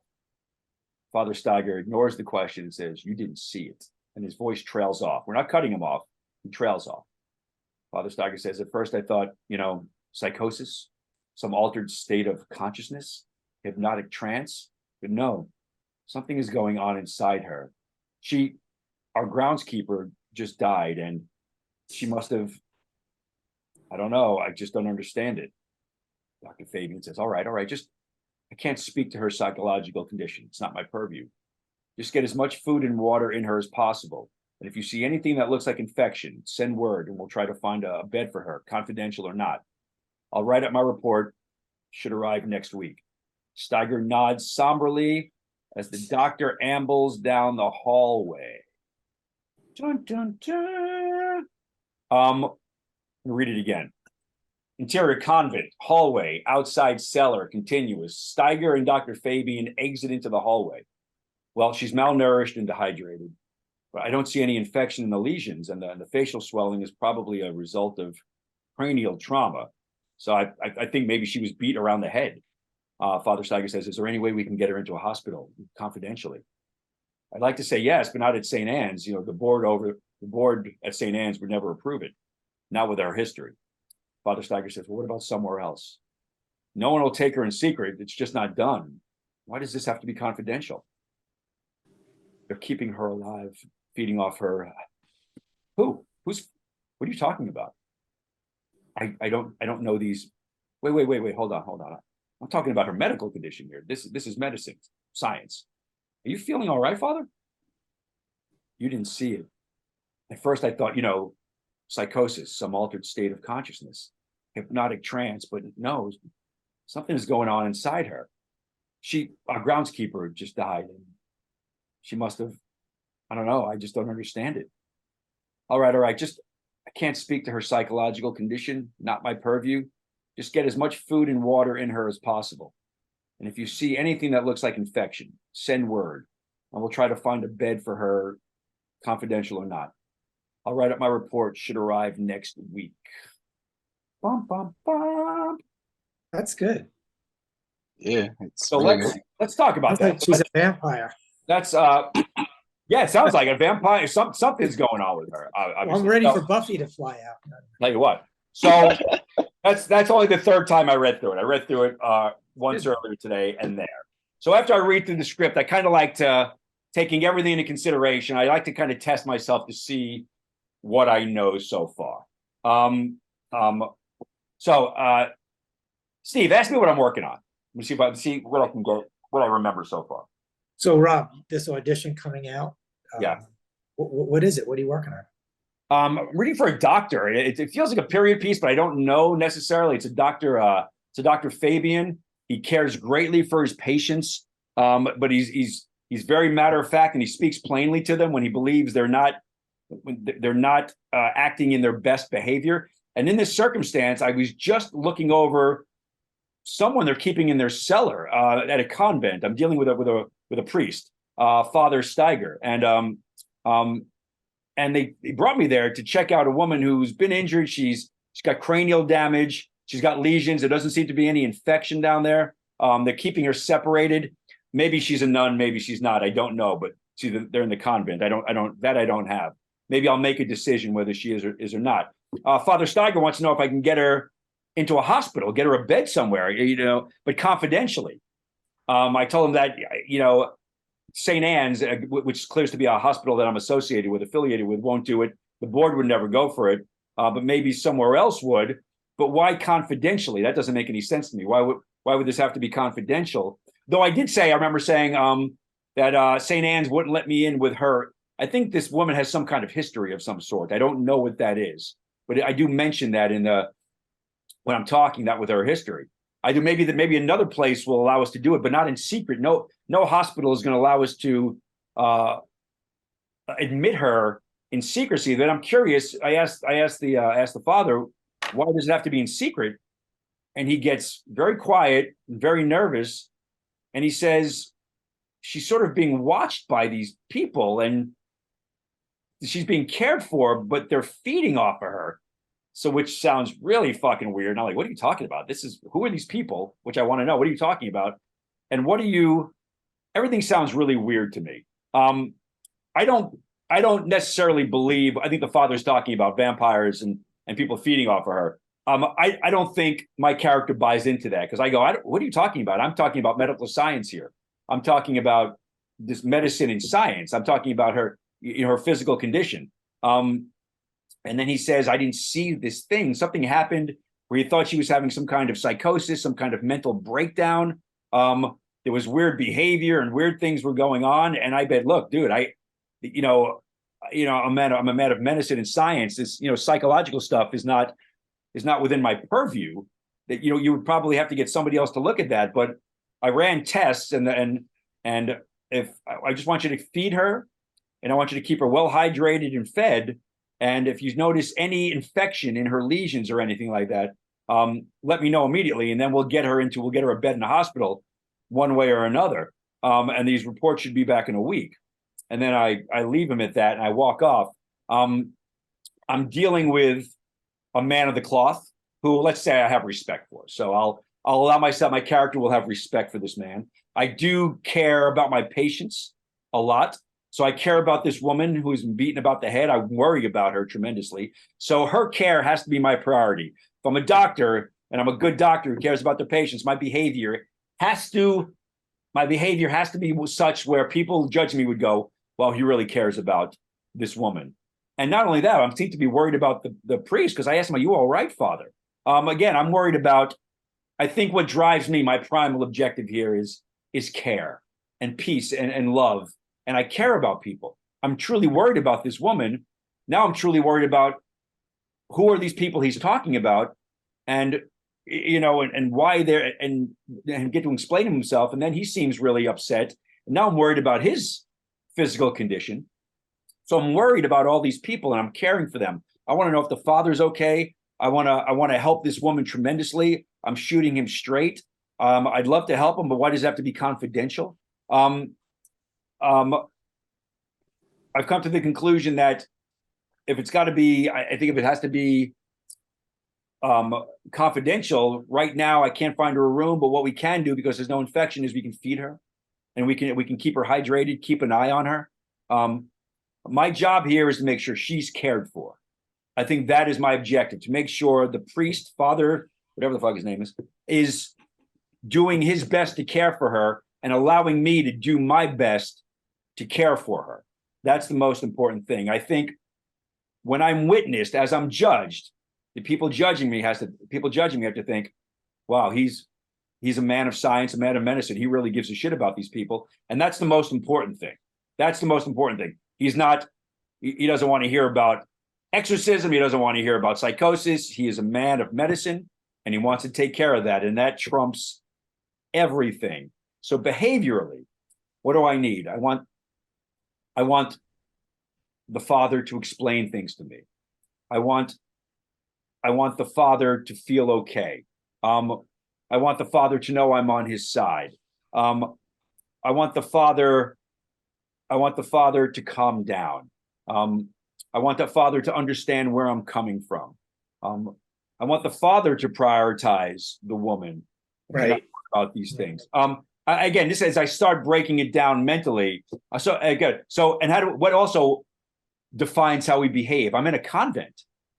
So it's a place of religion. So we behave a certain way in a church, in a monastery, in a convent, I would assume, dealing with a man or a woman of the cloth. We treat them a certain way. That may also affect how we talk to them with respect. Do I respect the father? Yes. Am I worried about the father? Yes. So how I treat him or her is important. I'll be judged as the actor reading for this based upon all this information. Things I want to ask myself. Do I respect this man? Yes, so treat him as such. Do I respect the life of this woman? Yes, so treat it as such. Do I like the father? Yes. Am I worried about the father? Yes. Do I like this woman? Yes, she's wounded. I care for the wounded. The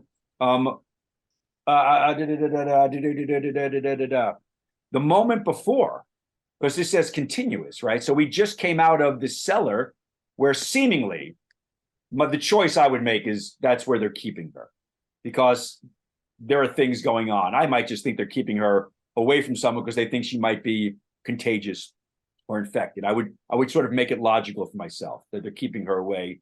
So I say there's no infection. Perhaps we should get her to a place that the priest, the rabbi, let's make him Jewish. Oi, she's a mess. Give her something to nash on. Oi, thank you. We'll make it a Mel Brooks movie. It'll be fine. But that's sort of where I start. Who am I? I'm a doctor who cares deeply about their person, deeply about the sick and the ill. Where did I just come from? I came from a room where there's a woman who has got some really bad cranial damage around her, and she's got infections that don't seem to be. She's got wounds, open wounds that don't seem to be infected, but she's wounded. Who am I? Doctor, it's my job. Where am I? I'm in a convent. Who am I dealing with? I'm dealing with a sick woman, possibly a nun, and I'm dealing with a man of the cloth. So that's who I'm dealing with. I respect them. What do I want from them? I want him to understand that I'm concerned about her. I want him to help me. I want him to understand that I want to take care of her, and we have to come up with a way to take care of her. How would I treat the priest? With respect, with kindness. I'd also shoot him straight, because here the priority, though, man of the cloth, a doctor of medicine and science, I think I would prioritize that over religion and over any mental psychosis, or if this guy's talking about exorcism or whatever. I would back. Let's get serious here. Let's talk about what's going on here. We have a sick woman. I would shoot him straight. It says, I think one of the words are, it says in the description, I think it says, I speak plainly when people are not doing what's best for themselves. So I'll shoot him straight. So I could be stern with him as long as I'm being truthful and honest and not disrespectful. Being stern, you can have tough love with someone and not be disrespectful. We can have an inner monologue of all due respect. All due respect, I think this is the way we should go about doing it. And I would play with all due respect. So we still respect the man of the cloth, but be able to prioritize what I'm doing there. The audience has to know I'm worried about this woman. I'm also worried about the priest. The audience has to know that the health of a human being has to be my priority. Who are we? We're a doctor. We're there at a convent because there's a woman or a nun there who is severely ill. What is it? Where? What are my motivations? My motivations are always to save lives, to take care of the sick and the ill. That's my motivation. My Hippocratic oath. No matter what, I will take care of and prioritize the health of the sick. That's pretty much it. Relationship, doctor to patient, doctor to family member of the patient, doctor to caretaker, man to man of the cloth, someone in a church or a convent respecting a person of religion. And that's sort of where I start. That's where I play. I like testing myself in that way, because when just describing it, you realize how much of the dialogue I actually got.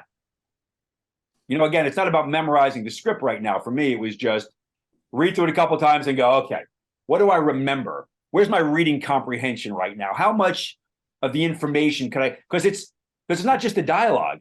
The reason I started doing this in class a couple months ago, I told a lot of you, because I had a week. God, I have a week of coaching about 2 months ago where everybody who fucking came in knew their lines, but didn't know shit else about the script.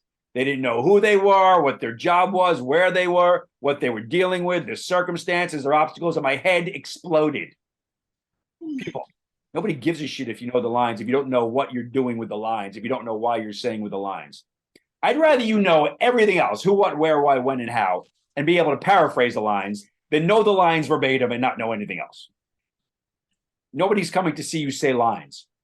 You're coming to see Dr. Fabian deal with a situation. That's it. That's what they're there for. You're not becoming the character. The character's got to become you, which means you have to understand the circumstances, the who am I, what am I, where am I, why am I there, what do I want, why do I want it, my inner monologue, my points of view, how do I feel about these people, do I respect them, what do I need to accomplish in real time? No right, no wrong. People who judge you will use the terms right and wrong. There is no right and wrong. You're either working hard or you're not working hard. But other than that, we're just making choices that are subjective to other people's opinions. The thing you're fighting for, your tactics, your relationships, are subjective to other people's opinions. We're all working the same scripts in here right now. We're all using the same choices. And there are, besides me, there are 11 of you right now. 3, 6, 9, 10, 11. Same lines, same directions, 11 completely different characters, because you're all 11 completely different people. And different things mean different things to you. And that's why there's casting. We don't all become the same character on the page. If we all just became the same thing on the page, would just give me the next equally good actor, because it's nothing different's going to happen. But yeah, you know, Mike's different than Moses, different than Mel, different than Jamie, yada, yada, yada. You know, words mean different things. Circumstances are interpreted differently through different lenses and different perspectives. We all walk in different shoes. So again, you do the work. You book a job or you book the room for 2 reasons and 2 reasons only. One, you work your ass off and you make strong choices. And by strong, I mean logical, rational, intelligent choices based upon the information. Strong does not mean crazy. Strong does not mean broad. Strong does not mean interesting. Strong in choices to me mean intelligent choices based upon your analysis of the circumstances. Okay. So you book a job for 2 reasons and 2 reasons only. 1, you work your ass off and you make strong choices. 2, subjectively, you're right for the part. And you control one of those. You control the choices you make. That's what you work on, people. And again, that's how kind of I start every analysis of every script. So I start it, you know, then it takes off in its own directions, what's important to me, what's not important to me, but at least I sort of set the foundation of the who, what, where, when, and why, understanding, and you go through it. And I'm sure I missed lots of things. I want you to go through these scripts with a fine-tooth comb. I want you to, there's a teacher in town called, what's his name? Oh my God, older gentleman. Anyway, he calls it Sherlock Holmesing the script. Everything matters if it matters. Tim Phillips. Thank you. Tim Phillips. Yeah. Tim Phillips. Sherlock Holmesing the script. I want you to be script detectives. I want you to look for things. Not again, you're not gonna have to use everything. I just don't want you to overlook anything. The more time you spend with the script, he who spends the most time with the script wins, people. You know, and wins means gives yourself the best opportunity to make the strongest choice. The more time you spend with the script, the more time you spend effective time with the script, the more you're going to understand the script. The more you understand the script, the more you understand the circumstances and the relationship, and the lines are going to make more sense to you. But if you prioritize just the words are just sounds. Sounds are just sounds. You have to give them meaning. You have to give them purpose. You have to give them relationship. They have to come out of you like a reflex. Everything that comes out of you, viscerally, verbally, and emotionally, has to be a reflex, a reaction. Acting's bad. Reacting's good. I want everything that comes out of you to be the ouch to Meisner's pinch. Meisner says the pinch and the ouch. Somebody pinches you, ow. Whether that ow is visceral, verbal, emotional. Again, we don't rehearse our script for the day. We live our lives in pursuit of things, and then things get in the way. And what comes out of us is in reaction to that, right? So that's how we work. Let's play with a different script. Any questions on what we just went over? That was good. It's a real script. I mean, it's a real script, and someone I know is reading for it in the next 48 hours. So, it's something real, and it's something, when we get together to work on it, we'll discuss in detail and in depth, and and then we'll make choices based upon it. Moses, question. Yeah, so in this case, right, he has little objectives, like, calm the father down, explain what's going on, get to the point, etc. But if he had like his scene objective, his overall objective, just to start, what would it be? Because I could guess the father one is like to get him to say yes to the taking the patient, whatever the case may be. Mm-hmm. But what would be the doctors? I couldn't figure it out. Is it just to like get to the point, or like what would be or anyone else is open? So let's talk about primal objectives as a doctor. Let's say you care about your patients. You're driven to cure the ill. So you want maybe your primal objective is people's health and well-being. That's all you care about, is to cure the sick, right? So that's what drives you. So if we talk primally in this scene, what drives me is to make sure this woman's okay. So anything that drives me, my behavior will be driven just to make sure is all at the benefit of this woman. And then that same drive, that same primal need to make sure people are okay will also be heaped upon the father, because he starts acting weird in a moment too. And I ask him if he's okay. So now my empathy. So we talk about, Mahershala Ali talks about what's important to him as an actor is relationship to character, relationship to object, empathy for character. Whether you're the hero or empathy for character. So we are big time. This doctor is big time empathetic. He's empathizing with the woman in the cellar who's sick, empathizing with with the father who doesn't know what to do and seems to be struggling with maybe some mental health himself, and it seems to be confused about things. Empathy, trying to get to the bottom of it. Super objective. I don't know the whole script here. I don't know the scripts. I don't know the doctor's journey. But right now, all I do know is if this is all I have, I know it's to make sure this woman's okay. I came here and I checked her out, right? I've come up with a diagnosis. We're trying to figure out if we can get her a hospital bed right now. We don't know. It's all about the woman. I told the father we did tests, right? I told him if he sees anything that seems to be infection-wise in this woman in the next week, to let me know, and we'll find her a bed one way or the other, confidentially or not. And the results of the tests that I took will be back in a week. So right now, my journey, my super objective, cure the ill. But if we're talking specifically, make sure I take care of the father, this woman, and the people in this covenant, not covenant, that's witches, convent. Covenant and convent. Very so that would be where I'd start off right now. Primal is to take care of the sick, to heal the sick. Maybe that would be my primal. I'm a doctor, so again, behave like a doctor.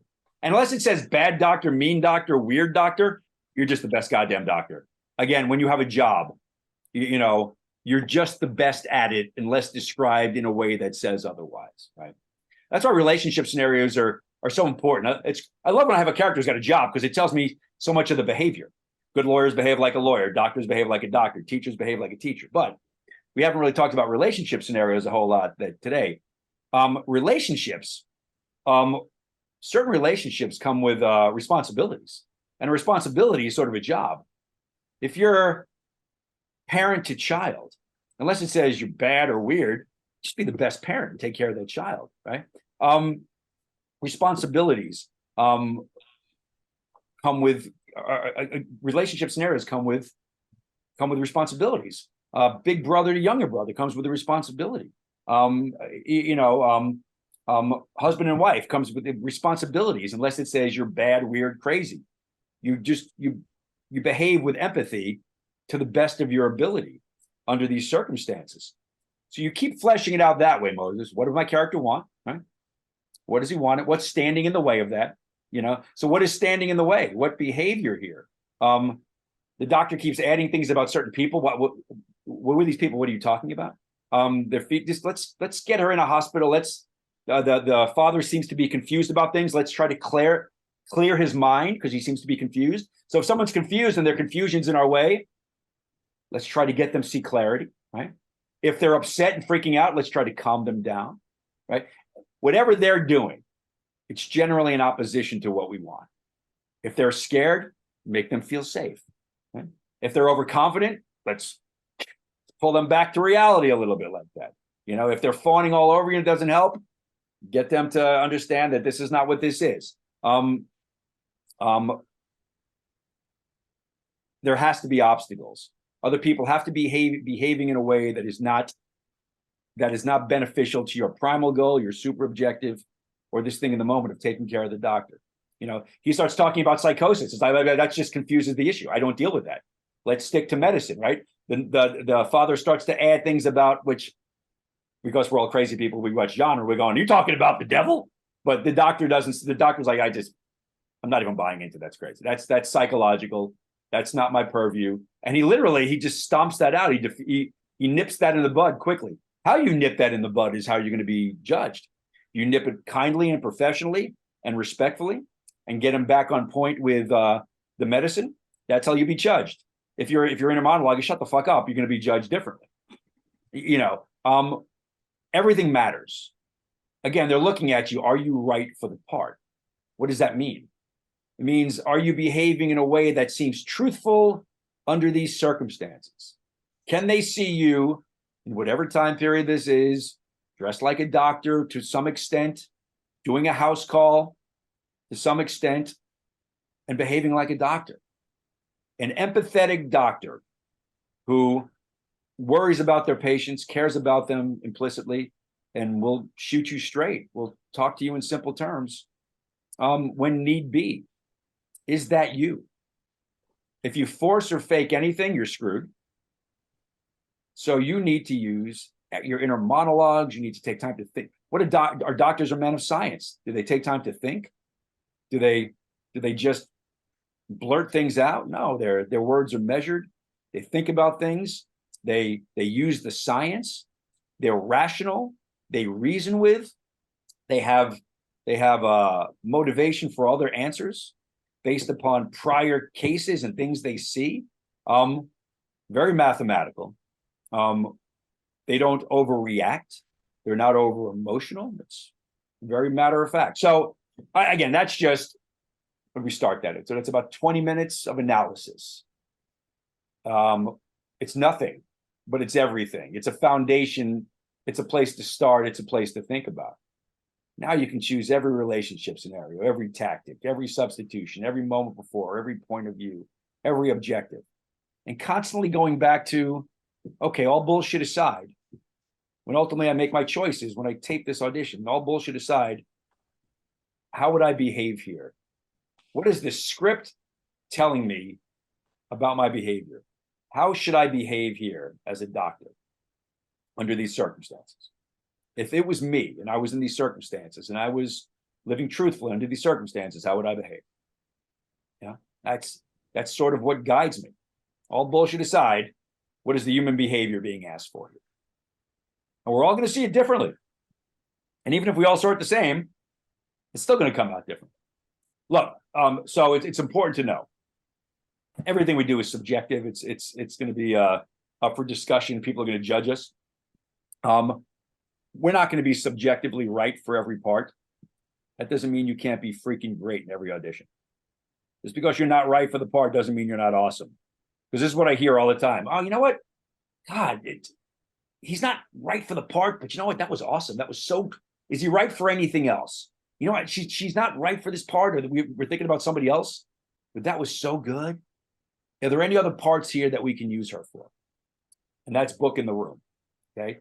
You're not going to be right for every part, but you can be right for some parts every time. You're not going to be right for every part, but you can be great in every audition. It's not your job to become the character. It's your job to tell the truth under these circumstances. And if your truth happens to be right for a different part, well, fucking A, man. I don't care what part I get. And I mean that. I don't care what part I get. Every part is a similar experience. I get to do the job under live fire. It's I gain the experience. I get to meet new people. I get paid. I get a new credit. Yada yada yada. I grow as an actor. Every job is a step. Every job is a baby step. Any questions on what we just worked on that analysis? And that's nothing. That's just the start. We just cracked the seal. We just opened the door.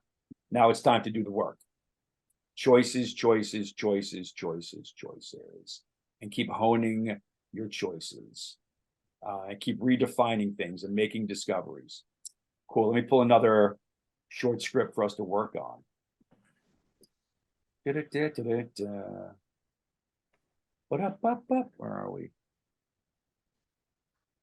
On Saturday, no. Is that what I want? Nope, nope, nope, nope, nope. Where the fuck are you? There we go. Sorry. Go.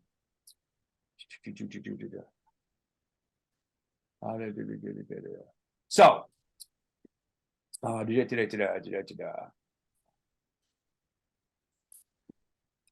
I like to say, I don't like to change my craft.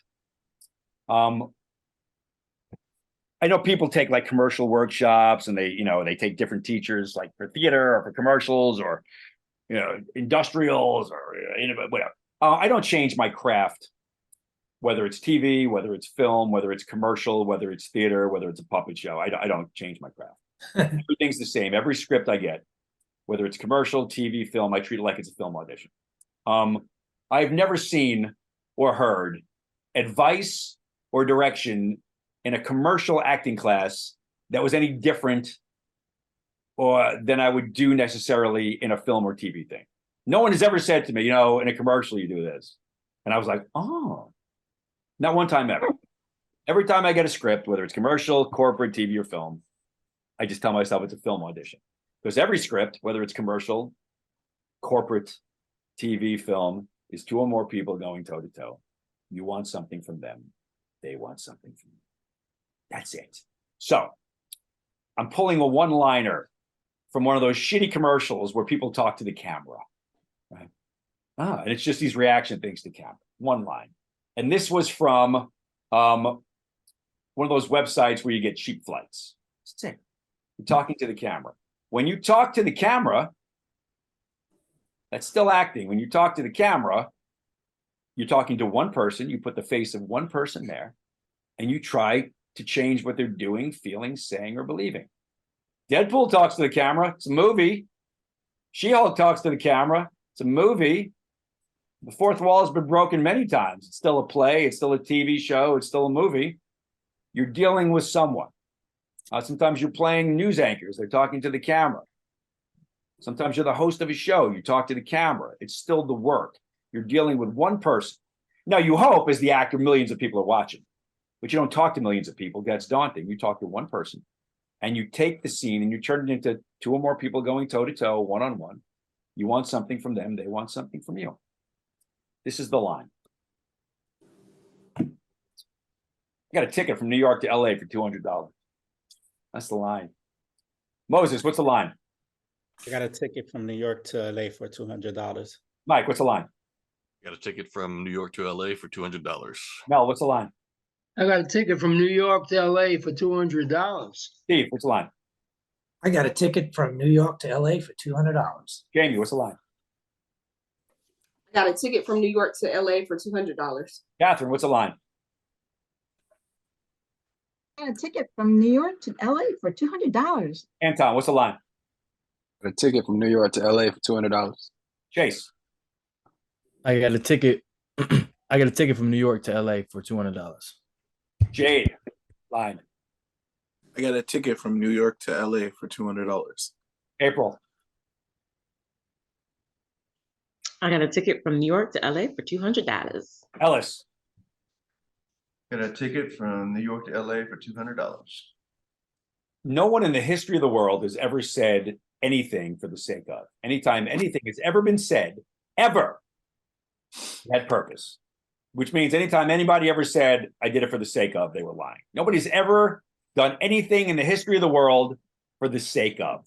It's literally been a lie 100% of the time. Anytime anybody has ever said anything, they were trying to impress someone or piss off someone or put the fear of God in someone or intimidate them or get them to like them or get them to feel. Every time. Every single time ever. No one has ever done anything for the sake of. Anytime anything has been said, it has been man versus God, man versus nature, man versus animal, man versus machine, man versus at some point. So I got a ticket from New York to LA for $200. Has purpose. Has purpose, right? So I just treat this like it's a film. If this isn't a film, who might I be saying this to? And why would I be saying it to them? Instinctually, Moses, you say this to someone, how do you want them to feel? Like I got the best deal in life. Gotcha. So how do you want them to feel? I want them to feel like, that's a good question. Shit. I guess happy. Yeah, cool. Yeah, it's happy. So hypothetically, if this is a commercial, we know it's a commercial. I'm telling myself it's film, but I don't forget that it's a commercial. And it's a commercial for a website for buying tickets, which means I'm probably telling whoever I'm talking to, I'm probably trying to make them happy, give them good news, exciting them, right? So it's still objective, it's still obstacle, right? So let's go do this. I want you to excite me about this. Moses, excite me about this information. Action. Well, I got a ticket from New York to LA for $200. Mike, excite me over this good news. I got a ticket from New York to LA for $200. Mel, excite me over this. I got a ticket from New York to LA for $200. Now you see why these commercials are terrible. Just kidding. Steve, Steve, excite me over this. I got a ticket from New York to LA for $200. Jamie, excite me. I got a ticket from New York to LA for $200. Look at that. She's got a ticket up. Catherine, excite me over this good news. From New York to LA for $200. Anton, excite me over this. Got a ticket from New York to LA for $200. Jace, excite me over this. I got a ticket from New York. I got a ticket from New York to LA for $200. Dimitri, excite me over this. I got a ticket from New York to LA for just $200. April, excite me over this. I got a ticket from New York to LA for $200. Ellis, excite me over this. I got a ticket from New York to LA, $200. Gotcha. So that was just us taking a line and applying an action and an objective to it. But nothing ever happens that's not a reaction to something. So when we have the only line or the first line, I would encourage you to write something that somebody else did or said that you can trigger. And that you can, when you react to that line, will react and support your choice. So let's say we want to excite people, or we want to give them good news, right? What might somebody say to you where if you went, did you say blah, blah, blah, blah, blah? You can react to it. Maybe I go, I'm not going to be able to afford a ticket from New York to LA. There's no way I can afford a ticket from New York to LA. So I'm going to say something like that. I want you to trigger it, and I want you to just give me good news. All right. So now we're going to good news. Give me good news, right? I'm going to say something to you, and then give me good news. Moses, there's no way I can afford a ticket from New York to LA. You say you can't afford a ticket from New York to, well, let me tell you, Rob, I got good news for you. I got a ticket from New York to LA just for $200. Mike, I'm going to say the same thing to you. Just process it, trigger, and give me good news. Mike, there's no way I can afford to go to New York from LA. Did you just say you can't afford to go to New York to LA? Yeah. I just got a ticket from New York to LA for $200. Good. Mel, trigger my line and give me good news. Look, there's no way I can afford to go from New York to LA. You can't afford to go from New York to LA? Yeah. I got a ticket for $200 from New York to LA. Steve, listen to my line, trigger it, process it, and give me good news. Hey, Steve, there's no way I can afford to go from New York to LA. Rob, did you just say there's no way you can go from New York to LA? Mm-hmm. I just got a ticket for $200 from New York to LA. Jamie, trigger my line and give me good news. There's no way I can afford a ticket from New York to LA. Girl, guess what? I got a ticket from New York to LA for $200. I'm in. that girl triggered me, man. I was dancing. Awesome. Chase, trigger my line and give me good news. There's no way I can afford a ticket from New York to LA. You said there's no way you can afford a ticket from New York to LA? Uh-huh. Hey, I got a ticket for $200 to New York to LA. Cool. Anton, trigger my line, give me good news. Dude, there's no way I can afford a ticket from New York to LA. Wait, you just said there's no way you can afford a ticket from New York to LA? Yeah. Oh, I just got a ticket from New York to LA for $200. Catherine, trigger my line, give me some good news. Look, there's no way I can afford a ticket from New York to LA. You can't afford a ticket from New York to LA? Mm-hmm. Well, I just got a ticket for New York to LA for $200. What octave was that? That shot up there like a rocket. That was like voice level. Ding! That was hot. Jane, give me some good news. There's no way I can afford a ticket from New York to LA, dude. You can't afford a ticket from New York to LA? Dude, guess what? I just got a ticket from New York to LA for just $200. Cool. April, you know the drill. I can't afford a ticket from New York to LA. What? Did you just say you couldn't afford a ticket from New York to LA? Yeah.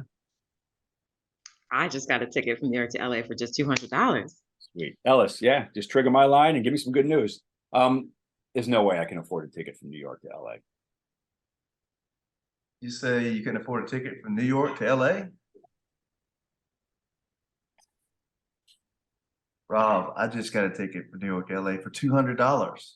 Good. So here's the difference between our first go around and our second go around. The first go around where I said, just excite me, had no purpose. And it was, I would dare say it was a bit over the top. It was a bit cartoonish.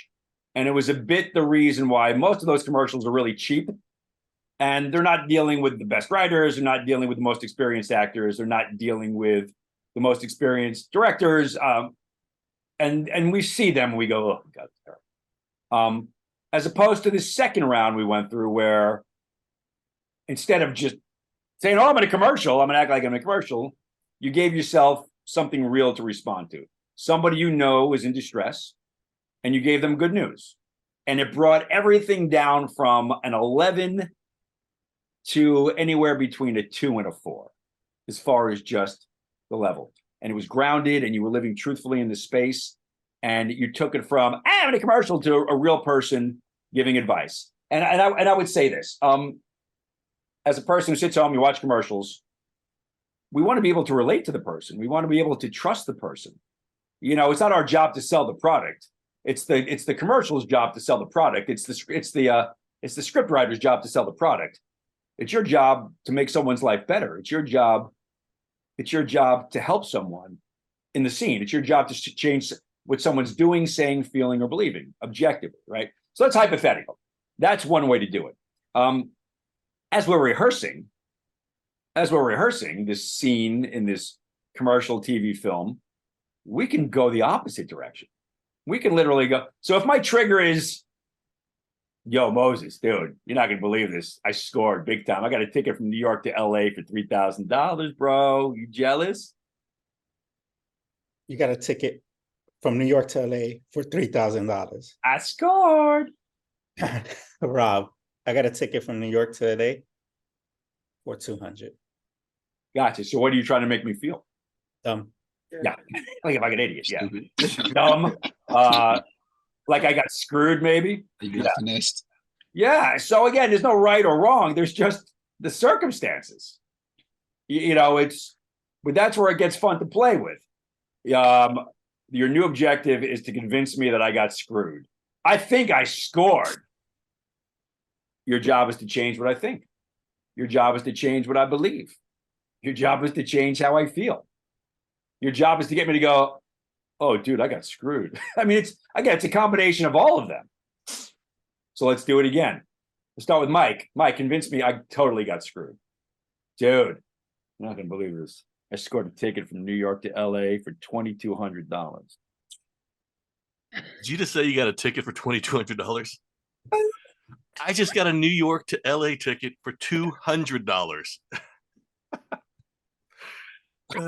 Jackass. You laughed at me. I could have got 11 tickets for that. Cool. Moses, we'll go again. Convince me I totally got screwed. Dude, I just scored a ticket from New York to LA for $3,200. Bing. Rob, you scored a ticket from New York to LA for 32. Coach, baby, aisle seat. Yeah. Rob, I got news for you though. I scored a ticket from New York to LA for 200.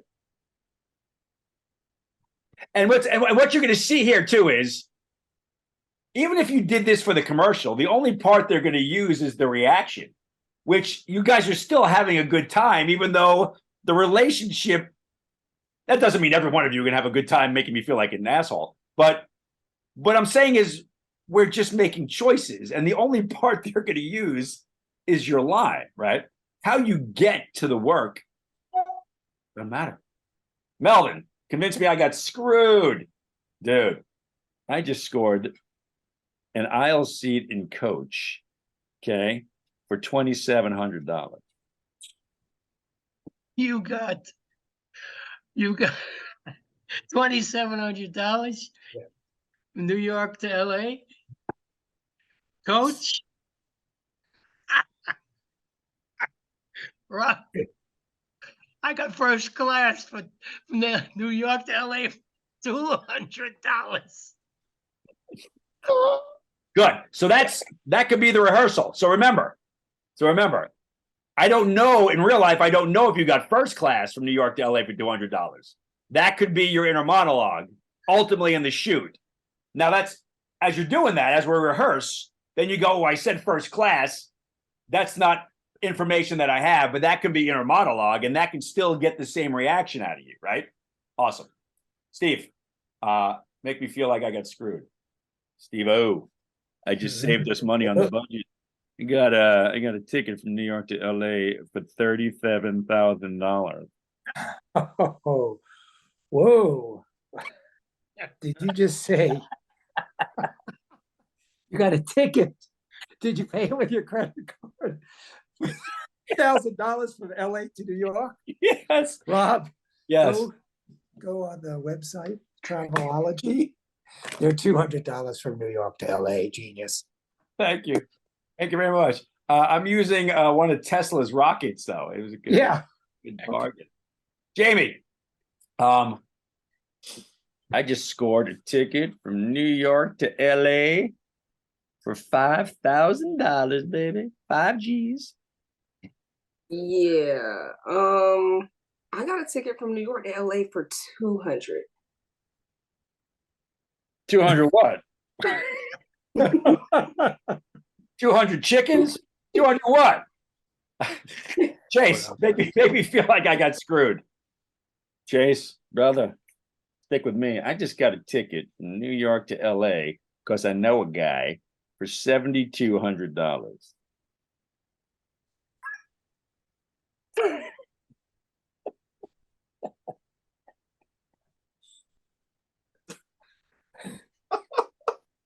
Is Chase frozen, dumbfounded by my stupidity? My bad. Like my audio went out. You said something during that. I had to switch. That's why your audio went out, because of what he said. Oh my goodness. Even your what are the computer chances of bailed that? on me. Even the computer goes, "This guy's a fucking idiot." I'm not even. He My just bad, told my you he bad. Your was headed to computer the made me traffic. feel stupid. I said, "Hey Chase, stick with me. I know a guy. I just got a ticket from New York to LA for $7,200. You said you bought a ticket from a guy for $7,200? Good guy, yeah. He has my best interests.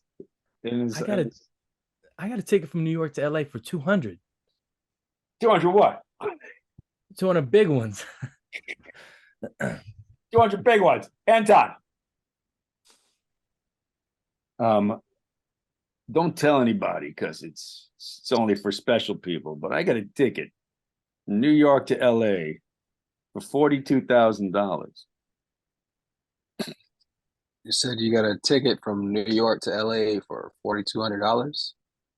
I said $42,000. Are you Oh, crazy? In what wow. world? What that's I just got a ticket from New York to LA for $200. what? Good. Liar. Catherine. I just got a ticket. I don't believe this. In this economy, with this inflation, I got a ticket from New York to LA for $3,700. You got a ticket from New York to LA for $3,700? Who scored, baby? Who scored? This is the touchdown sign right there. I got a better deal. I got a ticket from New York to LA for $200. You laughing about? Ain't funny. Shit ain't funny. Ellis, convinced me that I got totally screwed. Ellis, I got a ticket in New York to LA for $2,900. Just saying. New York to LA for 2,900. Sure. I got a ticket from New York to LA for 200.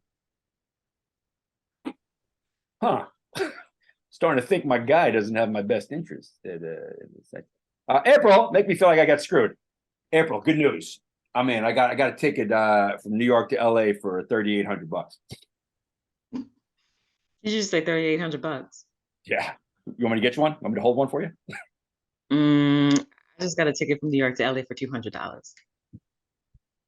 So when you say LA, do you mean like Lower Alabama, or do you mean like, what do you? Los Angeles. Is there a closer Los Angeles than I'm aware of? Jade, convinced me I got screwed. I got a ticket. Look, you already hold me in high esteem, so don't gush over this. But I just got a ticket from New York to LA for $5,600, brother. Holy shit! Did you just say $5,600? Yeah.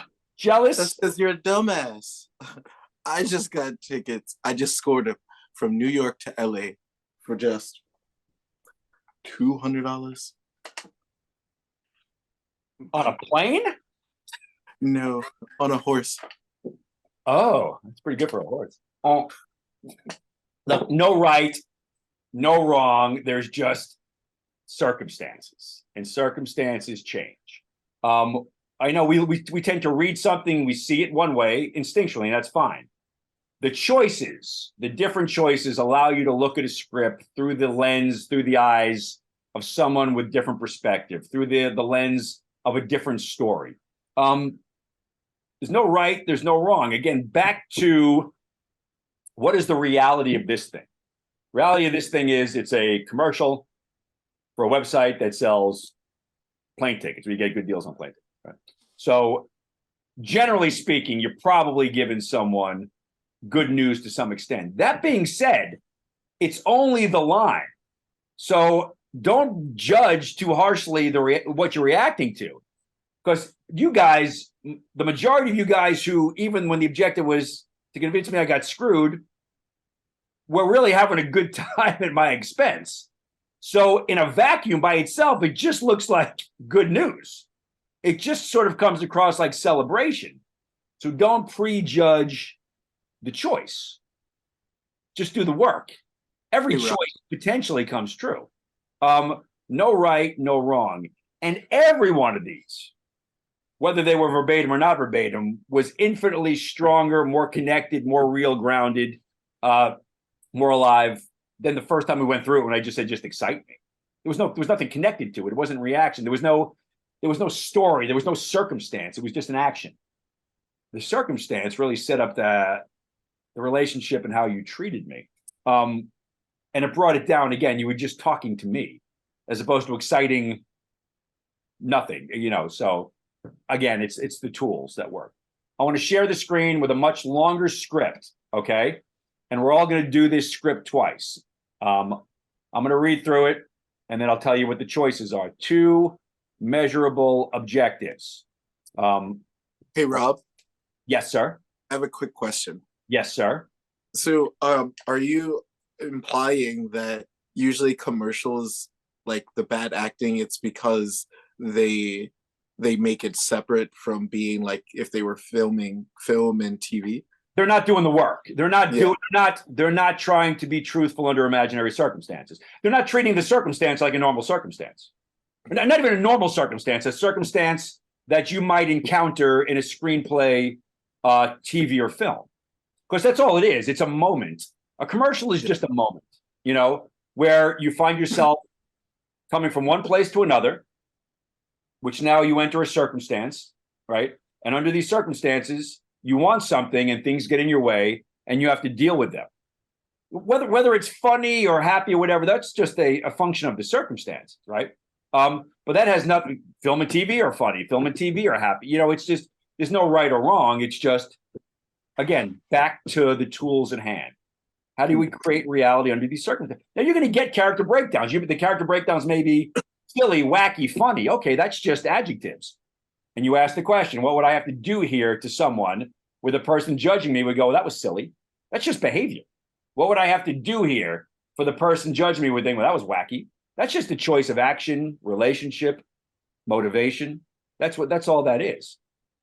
There are wacky, silly characters in movies. There are funny, wacky, silly, likable characters on TV, as there are in commercials. I heard somebody trying to convince me on a commercial, you got to be likable. No, you don't. Half the commercials I see, there's like the douchebag character in it, it's sort of like the person you got to deal with. You don't have to, you got to do whatever's being asked for from the character. That's the behavior. You don't have to be. Not every character in a commercial has to be likable. There's always the antagonist. There's always the person standing in your way at some point. Your character may have to be likable, sure, but you're going to play characters in TV and film that are likable. I'm not going to use different tools. Well, it's a commercial, so I'm going to use different tools to be likable. No, it's ridiculous. It's a moment. What helps me clarify that, it goes, what if this was in a movie? Same breakdown, same descriptions. What would I do if this was in a movie? I just eliminate this, take commercial out of it. People go, it's shot differently. Great. It's not my responsibility. I've heard people say, well, they shoot them differently. Maybe they do, maybe they don't. I'm not being hired to shoot the commercial.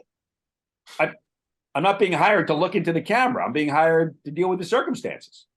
Blocking is just blocking. They need me to turn a different way. That's fine. That's just part of the process. That's like, well, they want me to look this way, so I can't use objective. I mean, that's ridiculous. Use the tools. Use the tools. I literally, and again, it wasn't a debate. I'm always looking for the thing. What is my job in a general commercial that's different from TV or film? And I was discussing this with a friend, an actress who took a commercial workshop, a really good commercial workshop in Chicago. You fucking break. And nothing wrong with Chicago, but and I said, well, what did you learn that's different than what we work on in film and TV? And it was just, I go, well, what was different? What did they tell you that is completely different from film and TV? And she said, well, we have to. She got really quiet, and she goes, we have to stay on camera. That was the answer. I went, you have to stay on camera? You don't have to stay on camera. I mean, if they want you to stay on camera, you got to motivate staying on camera. But I don't know what that means. I mean, in film and TV, I'm on camera. Sometimes my character exits camera or enters frame. Don't they do that in commercials sometimes? Yeah. Okay. I just don't know. I'm not saying don't take a good commercial class, because you're going to get good, strong acting tools. but don't think they're that much different or at all from film and TV. You know, they shoot commercials on film and TV, video and cameras. They use the same cameras. So it's not even, they use the same microphones. You know, it's, the directors are still humans telling a story. You know, it's, you just gotta, it's the same thing. Same thing, people. Anyway, I digress. Okay, but good question. If I remember your question, thank you for sending me on a path. So this is a, I believe this is from a Mamet play. I don't remember exactly. So it's between a police officer. Hold on. It's a police officer having a conversation with a human being at the precinct. Okay.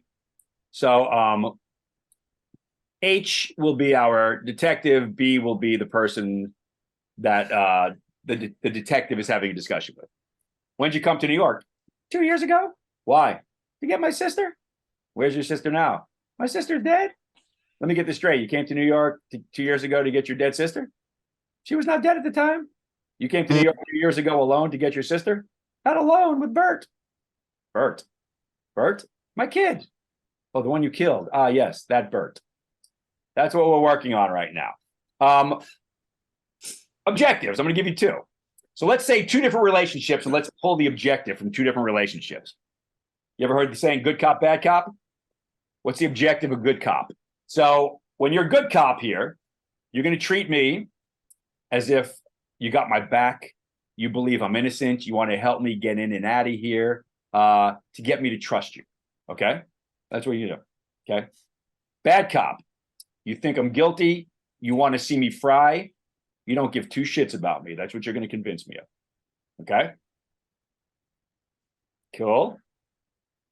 Let's start with Mel. Good cop, okay? Want you to convince me you got my back. I want you to convince me you've got my best interest at heart. I want you to convince me you want to help me, okay? Convince me I'm your best friend. Action. When did you come to New York? 2 years ago. 2 years ago. 2 years ago? Yeah. Why? To get my sister. Get your sister. Yeah. Where is your sister now? My sister's dead. Your sister is dead. Yeah. Let me get this straight. You came to New York 2 years ago to get your dead sister? No, she wasn't dead at the time. She's not dead. Oh, she wasn't dead at the time. You came to New York 2 years ago alone to get your sister. No, not alone. I was with Bert. You with Bert? Yeah. Bert? My kid. Oh, your kid. The one that you killed? Yeah. Oh, yes, that Bert. Now, bad cop. I want you to convince me you don't like me. You think I'm guilty. You think I'm a murderer, and you want to see me fry. Action. When? When did you come to New York? 2 years ago. 2 years ago. You came to New York 2 years ago. Yeah. Why? Why? To get my Why? sister. Get my sister. To get your sister? Yeah. Where's your sister now? My sister's dead. Excuse me. Oh, your sister is dead. Your sister's dead. Let me get this straight. You came to New York 2 years ago to get your dead sister. Yeah. Excuse me.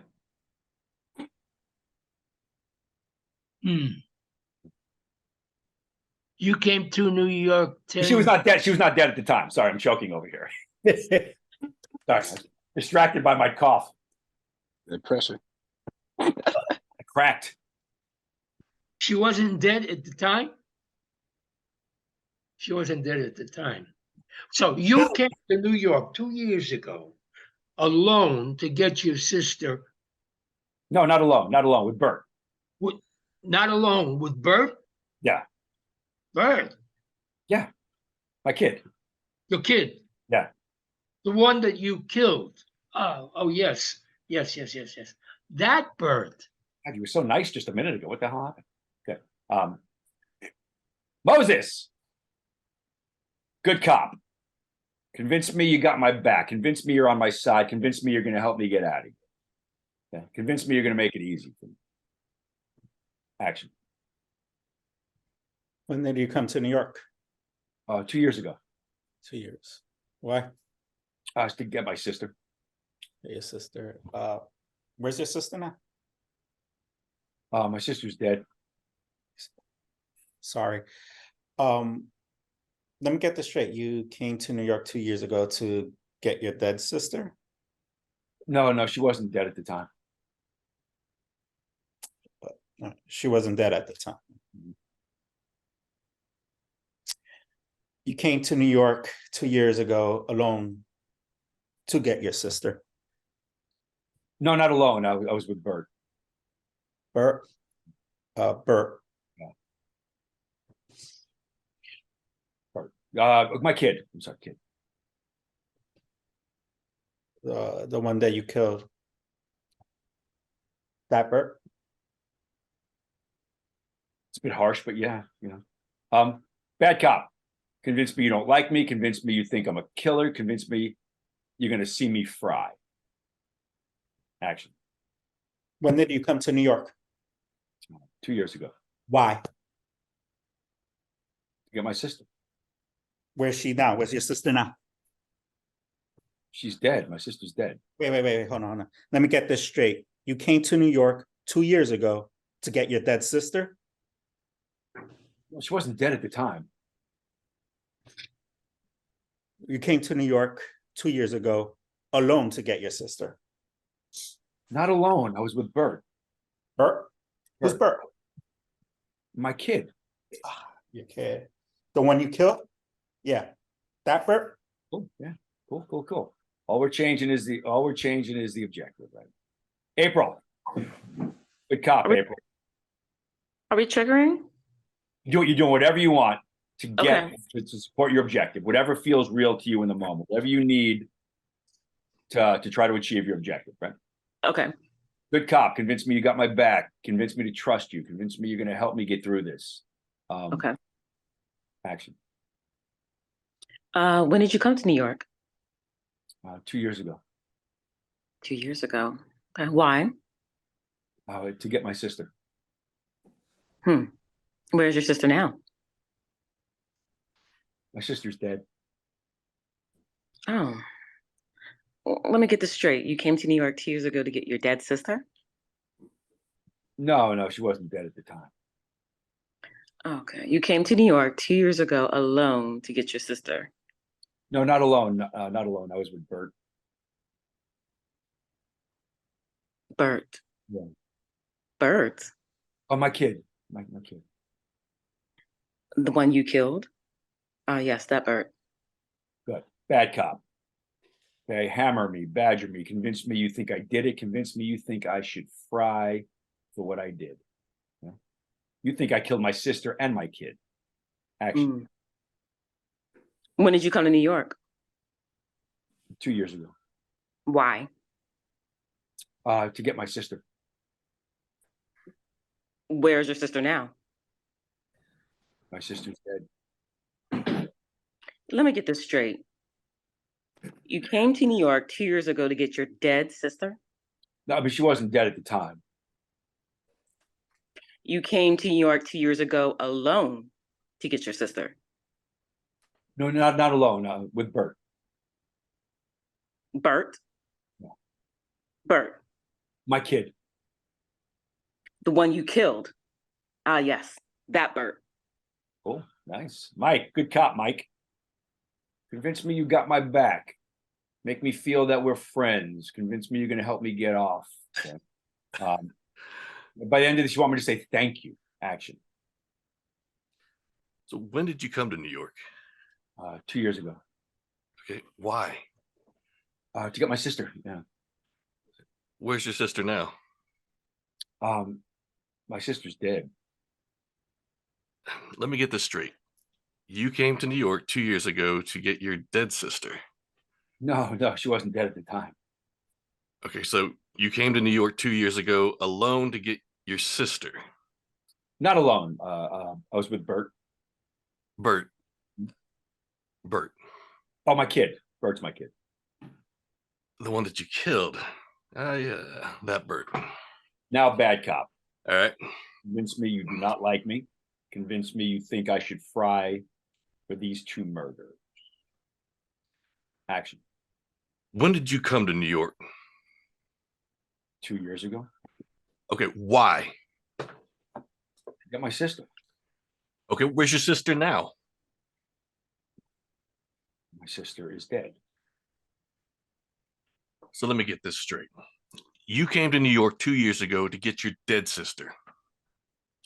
She wasn't dead at the time. You came to New York 2 years ago alone to get your sister. No, with Bert.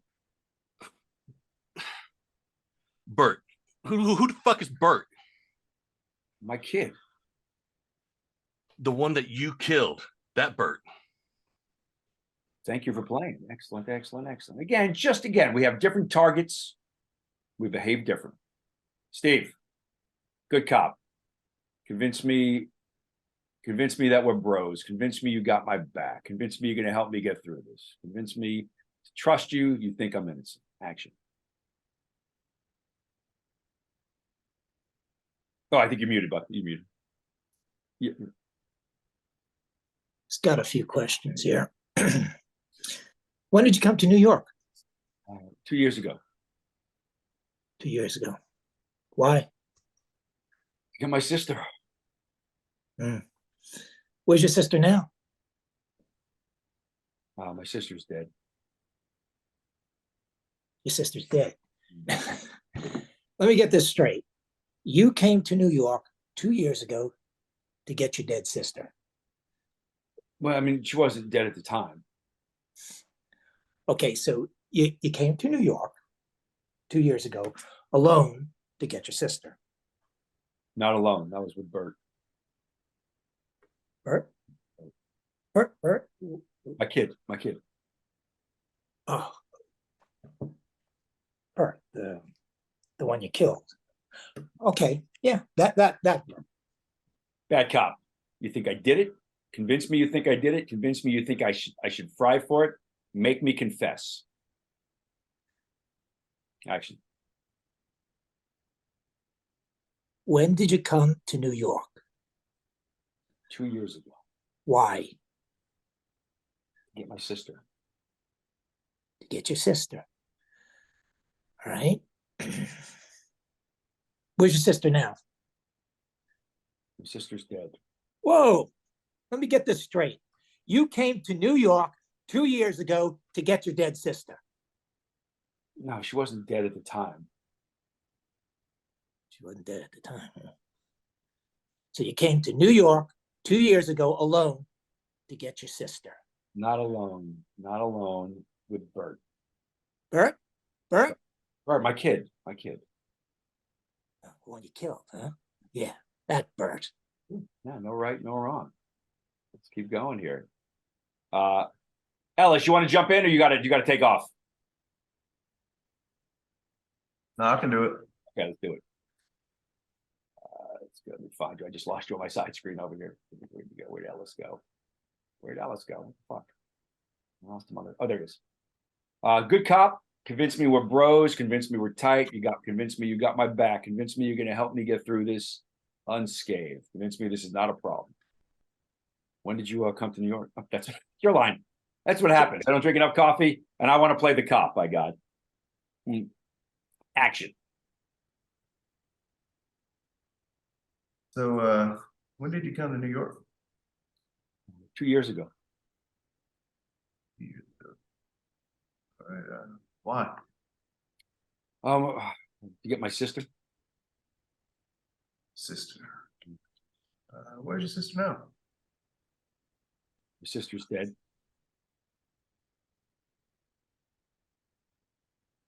All right. Let me get this straight. Came to New York 2 years ago to get your dead sister? No, she wasn't dead at the time. Okay, she's not dead at the time.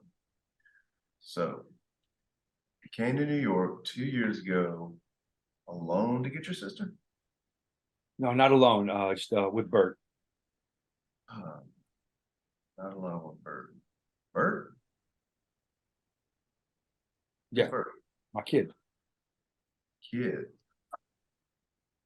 One you killed? Is that Bert? Yeah. Cool. Bad cop. Convince me you think I did it. Convince me you know I did it. Get me to confess. Convince me you want to see me fry for what I did. You do not like me. Convince me of that. Action. So when did you come to New York? 2 years ago. 2 years ago. Wow. Get my sister. Get your sister. So where's your sister now? My sister's dead. Dead. So let me get this straight. You came to New York 2 years ago to get your dead fucking sister? She wasn't dead at the time.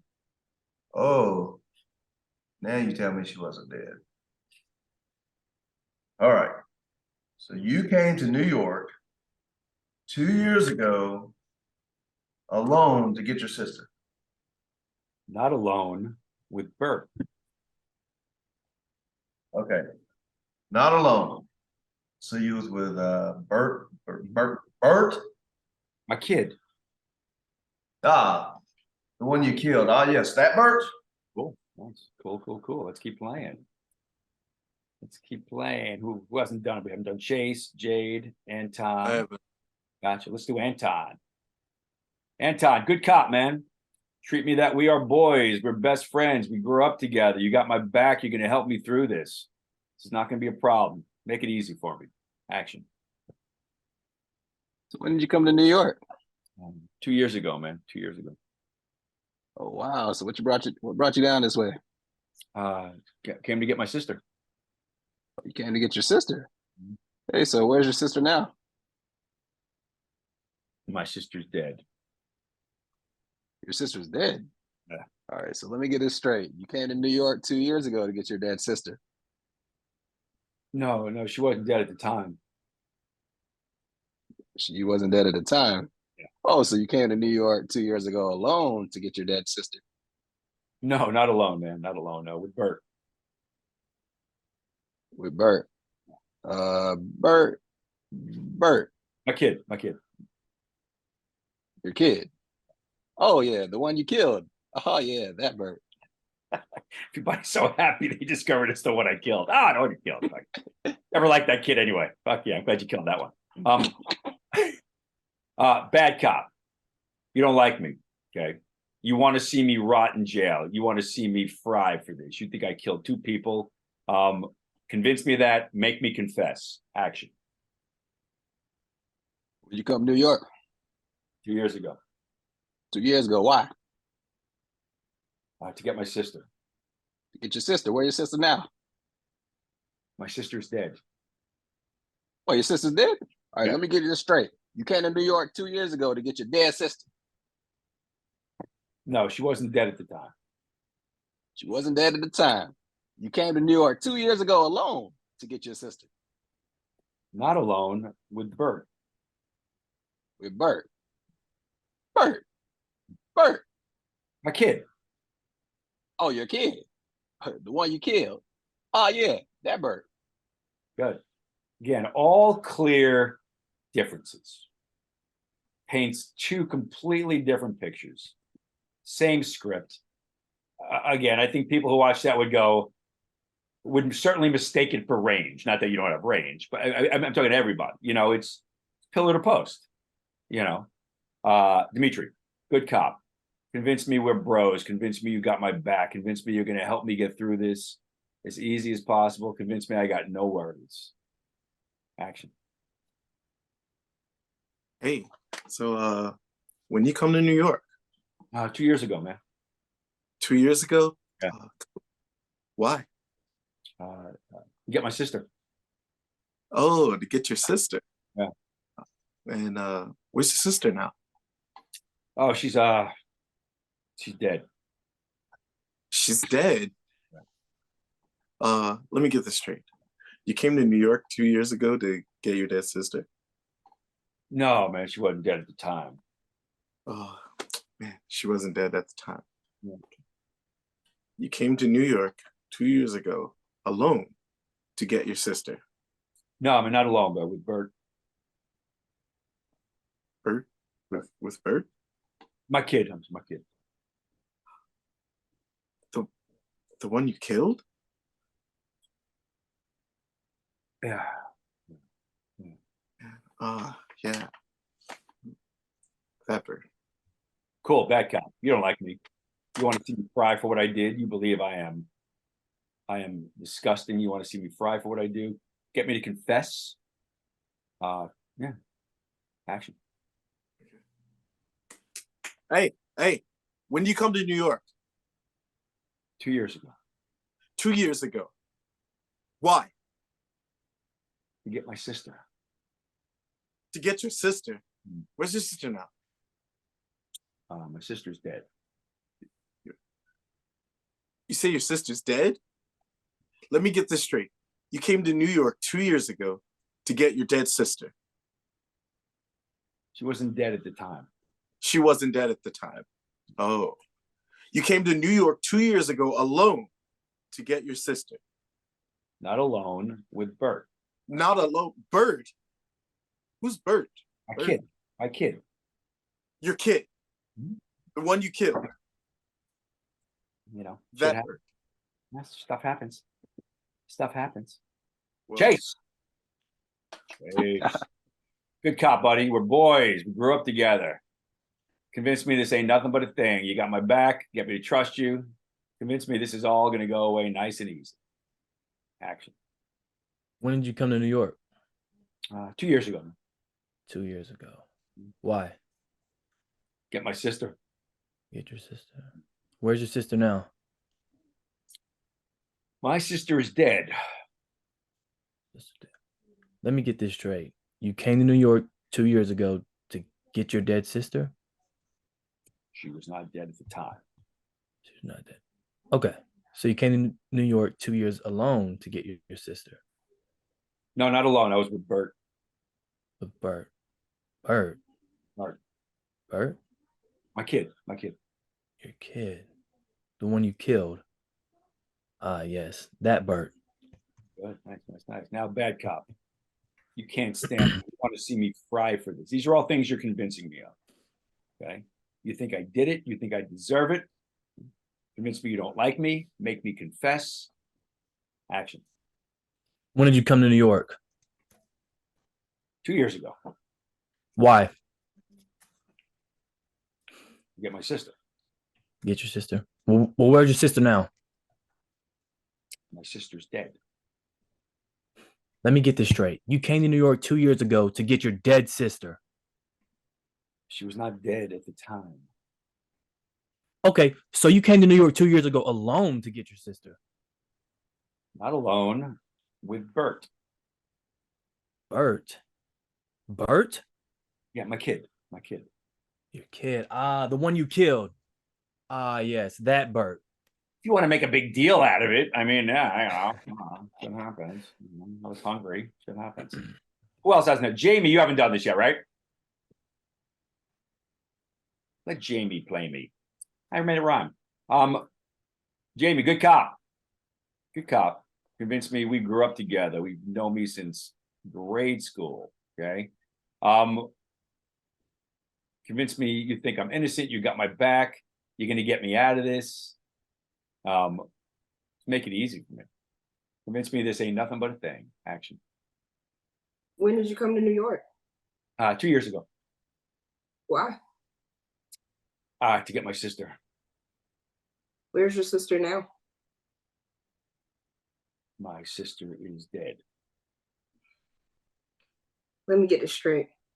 You came to New York 2 years ago to get your dead sister? She wasn't dead at the time. You came to New York 2 years ago alone to get your sister? No, not alone. I was with Bert. Bert. My kid. The one you killed. Oh yeah, that Bert. Bad cop. You are convinced me you know I'm guilty. Convinced me you think I should fry for this. Don't pull any punches. Make me confess. Action. When did you come to New York? 2 years ago. Why? To get my sister. Where's your sister now? My sister's dead. Let me get this straight. You came to New York 2 years ago to get your dead sister? She wasn't dead at the time. You came to New York 2 years ago alone to get your sister? No, not alone. I was with Bert. Bert. My kid.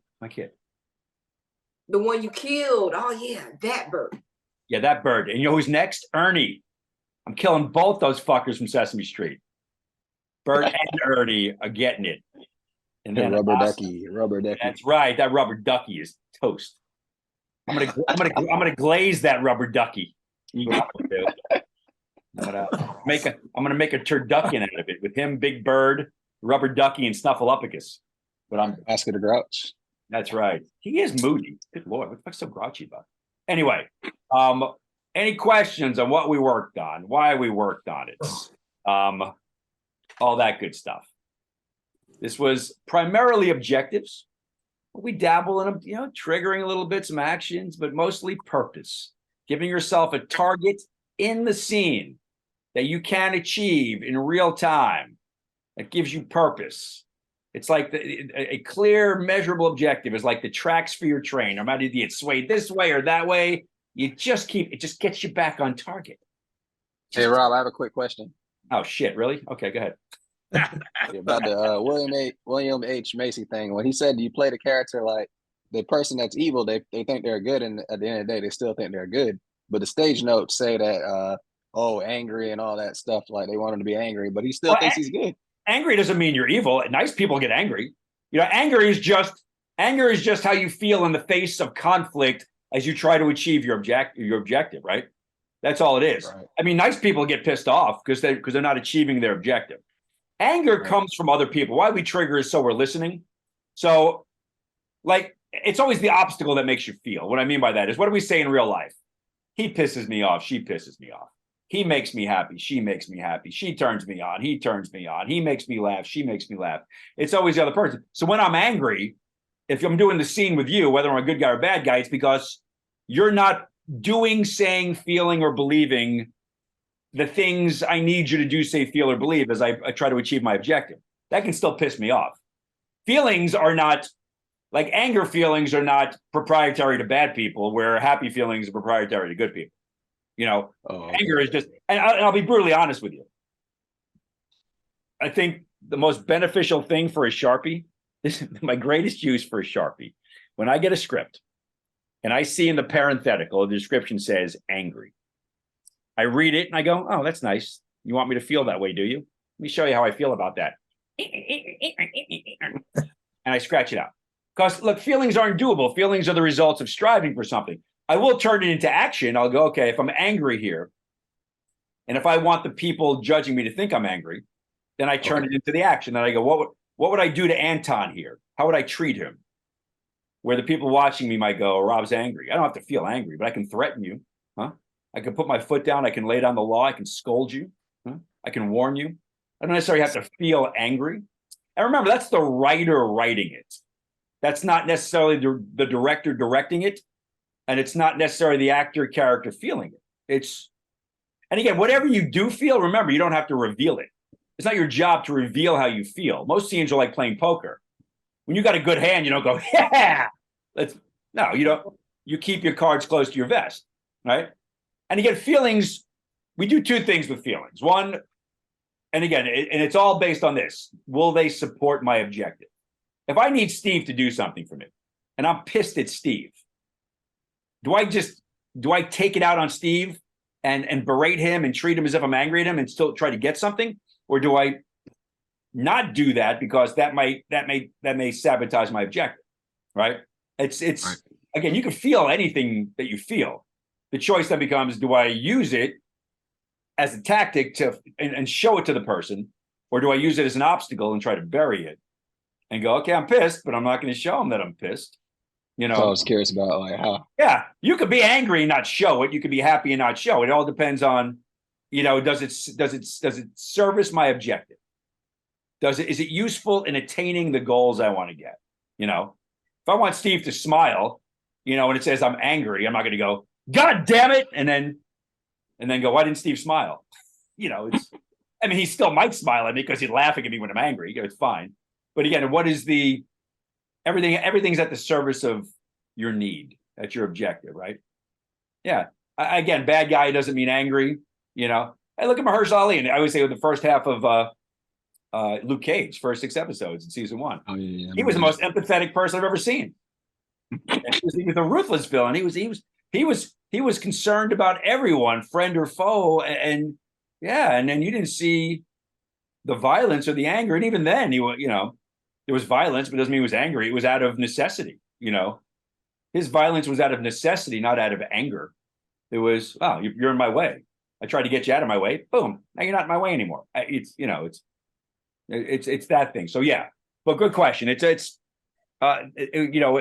feelings don't define the human being. The actions do. We're defined in life and on stage by our actions. Everybody has feelings. We all feel the same things.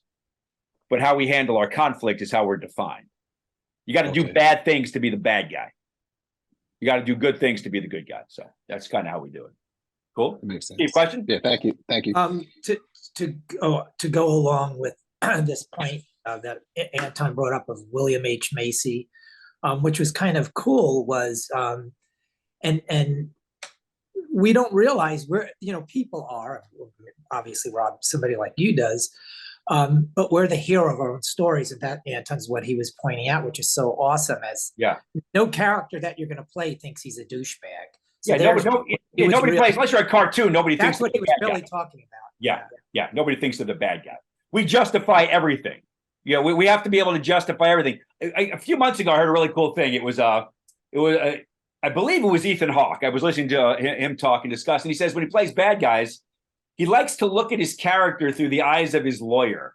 If the character he's playing is on trial, how would my lawyer defend me? And I like to look at those things, the way my lawyer would defend the positive qualities about me. And I was like, that's awesome. That's really a cool way to look at that. Don't accentuate the positive. don't look at all the murders and all that stuff. Look at the positive things I've done for the community. I just love that whole thing about it. Yeah, we play the good guy. We feel justified in everything we do. Because again, we're all trying to satisfy our primal needs, right? Everything we do is because we want love, we want power, we want money, we want revenge, we want fame, we want fortune, we want family, we want people to care for us. So we're all we have the same primal goals. Just, some people are able to justify their actions under those things, and they think it's justified. I'm this way because of, that's why the best bad guys, if you look at some of the better bad guys in movies, at some point we go, they're not 100% wrong. It's Michael Keaton. And let's look at Marvel. Let's look at Marvel. Killmonger. Let's go Killmonger in Marvel. He was left behind. He was abandoned, where he was every bit in line for what his just deserts, what he thought he was owed. So at some point you go, he's not wrong in his rationale. Thanos was trying to save the universe by sacrificing some people. He wasn't saying you have to kill people for the sake of killing people. He was like, if we don't eliminate half, everybody's going to die. I'm not picking people, because of any specifics. It's dispassionate. I'm just flipping a coin, and we're going to save the universe. Michael Keaton as the Vulture in Homecoming, he was fine. He had a great job. He was a man of the people. He was taking care of his family. And Tony Stark's company put him out of business and stole his business. And that's why he was scrounging and scavenging because he was literally, actually illegally, and the government took things from him that were his. And so you sit there and go, kind of see his reasoning behind it. And that's what makes a good villain. You go, fuck, I can kind of see the reason. Their rationale is grounded in necessity, in primal needs. So yeah, we don't play the bad guy. You know, no bad guys. It's just a lot of delusional heroes, I guess. Crazy fucking heroes. Anyway. Yes, question? So in summary, I'll get to you in a second, James. I'm sorry. Oh, I'm sorry, is it me? Yeah, go Steve, and then we'll go Jamie in a second. Oh, okay. So in summary, I could say my measurable objective, using strong tactics to overcome my obstacles, accomplishes stuff in real time, timing into the William Macy in the now. Because he said that was the key to, like, imaginary circumstance. That's great. That's the entry point. But if you're not accomplishing something in the real time in the now, the camera won't pick it up. Yeah, if you're not behaving real, if you're really not trying to do something, then you're acting, right? Like you said, if you're not really trying to do something real, you're just making shit up because you're not a pirate. You can't be, you're never storming the castle. That's just the illusion, that's a set. But what are you doing? When you storm the castle, you're trying to put the fear of God into people? You're trying to scare the shit out of people? You're trying to get people to surrender? What are you trying to do right then and there that could possibly really happen? But everything else is sort of an illusion. Everything else is costuming and sets and dialogue that was written for you. But what are you doing that's real? Giving yourself something real to do, right? What is your real purpose in that moment? Yeah. Sir, thank you. You got it. Jamie. Good question. Yes, I was wondering, I wanted to be able to see how I was acting in class. Are we going to get a recording of this? I'll probably post this class on the YouTube page. Oh, okay. So you can subscribe to that. And oh yeah, by the way, sometimes I put these on the YouTube page. Tough shit. You don't like it, sue me. My objective is to get you to take this down. My tactic is to sue you. Thank you. There you go. Everything's life imitating art. If you want me to blur out your face, let me know. I can do that. You guys are fine. Everybody was stellar today. Everybody gets a smiley face and a check mark. There you go. Yes, Moses. Yes. You called me out, Rob? Yeah, I'm calling you out, buddy. That's my action. I'm calling you out to put you on the spot, to intimidate you, to make you. Oh, Jesus. Well, I just gotta say, like, out of all the classes, like, everything started clicking more in this class. Yeah. For me, this is me personally. Just because when you say action, I'm like, oh, I gotta break down each and every line. Where this one, the objective, I already had the objective, so naturally I had different actions. Yeah. But my question is, if you get stuck, because I felt like the reading for the cop for me was me personally, it was a little monotone, then can I do the actions? Like now I could go to each line and then say action. But you can do whatever you want to do, as long as you know why you're doing it, as long as you know what reaction you're trying to get from the other person. And you're wrong, it wasn't monotone, and again, when I do post it, watch it. It was you were listening, you were reacting. And remember, less is more is sort of the adage of acting. It's not your job to be exciting. It's your job to achieve the objective. Okay. And whatever that behavior is that either agitates or puts at ease the people you're dealing with, that's the goal. Your objective sometimes is to be monotone.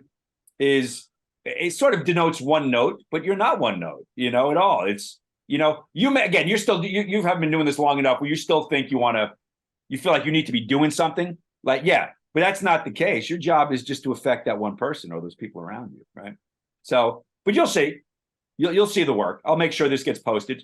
And I tell people to ruthlessly comment on everybody's work. Except for the flirting. Moses. You can blur me out. Wow, yeah, I forgot about that. Right. Thank you for reminding me. I'm really gonna separate and highlight the one where everybody had to convince me they had a crush on me. I think that's really what I hope goes viral. You know what? Go for it. You'll get a lot of women calling you. Oh, you know, I'm so it's all- Because they know that the guys want you, and the women and Nah, everyone hey, wants you. hey, bro. they'll be like, if all those men want them, That's you what must I really said. have. That's the first step of acting, no inhibitions. You don't have to That's do it. it, but no inhibitions. Private moment in a public place. Private You moment. gotta let yourself That's, go. Look at Mel. that's what I All had. right, don't forget Let's not get that carried away, right?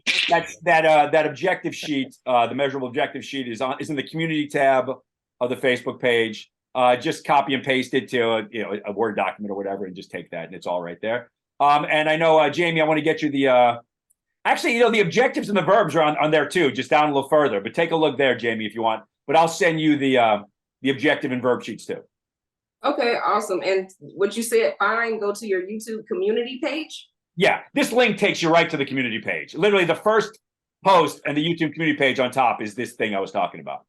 Okay, cool. Cool. And if you send me your email so I can send you the objective and verb sheets. Okay. All right, guys. Have a great day. I got to do some coaching. All right, good work, everybody. Thank you, Rob. I'll talk to you guys Good a little later. Thanks for Rob. following me. Bye, Mel.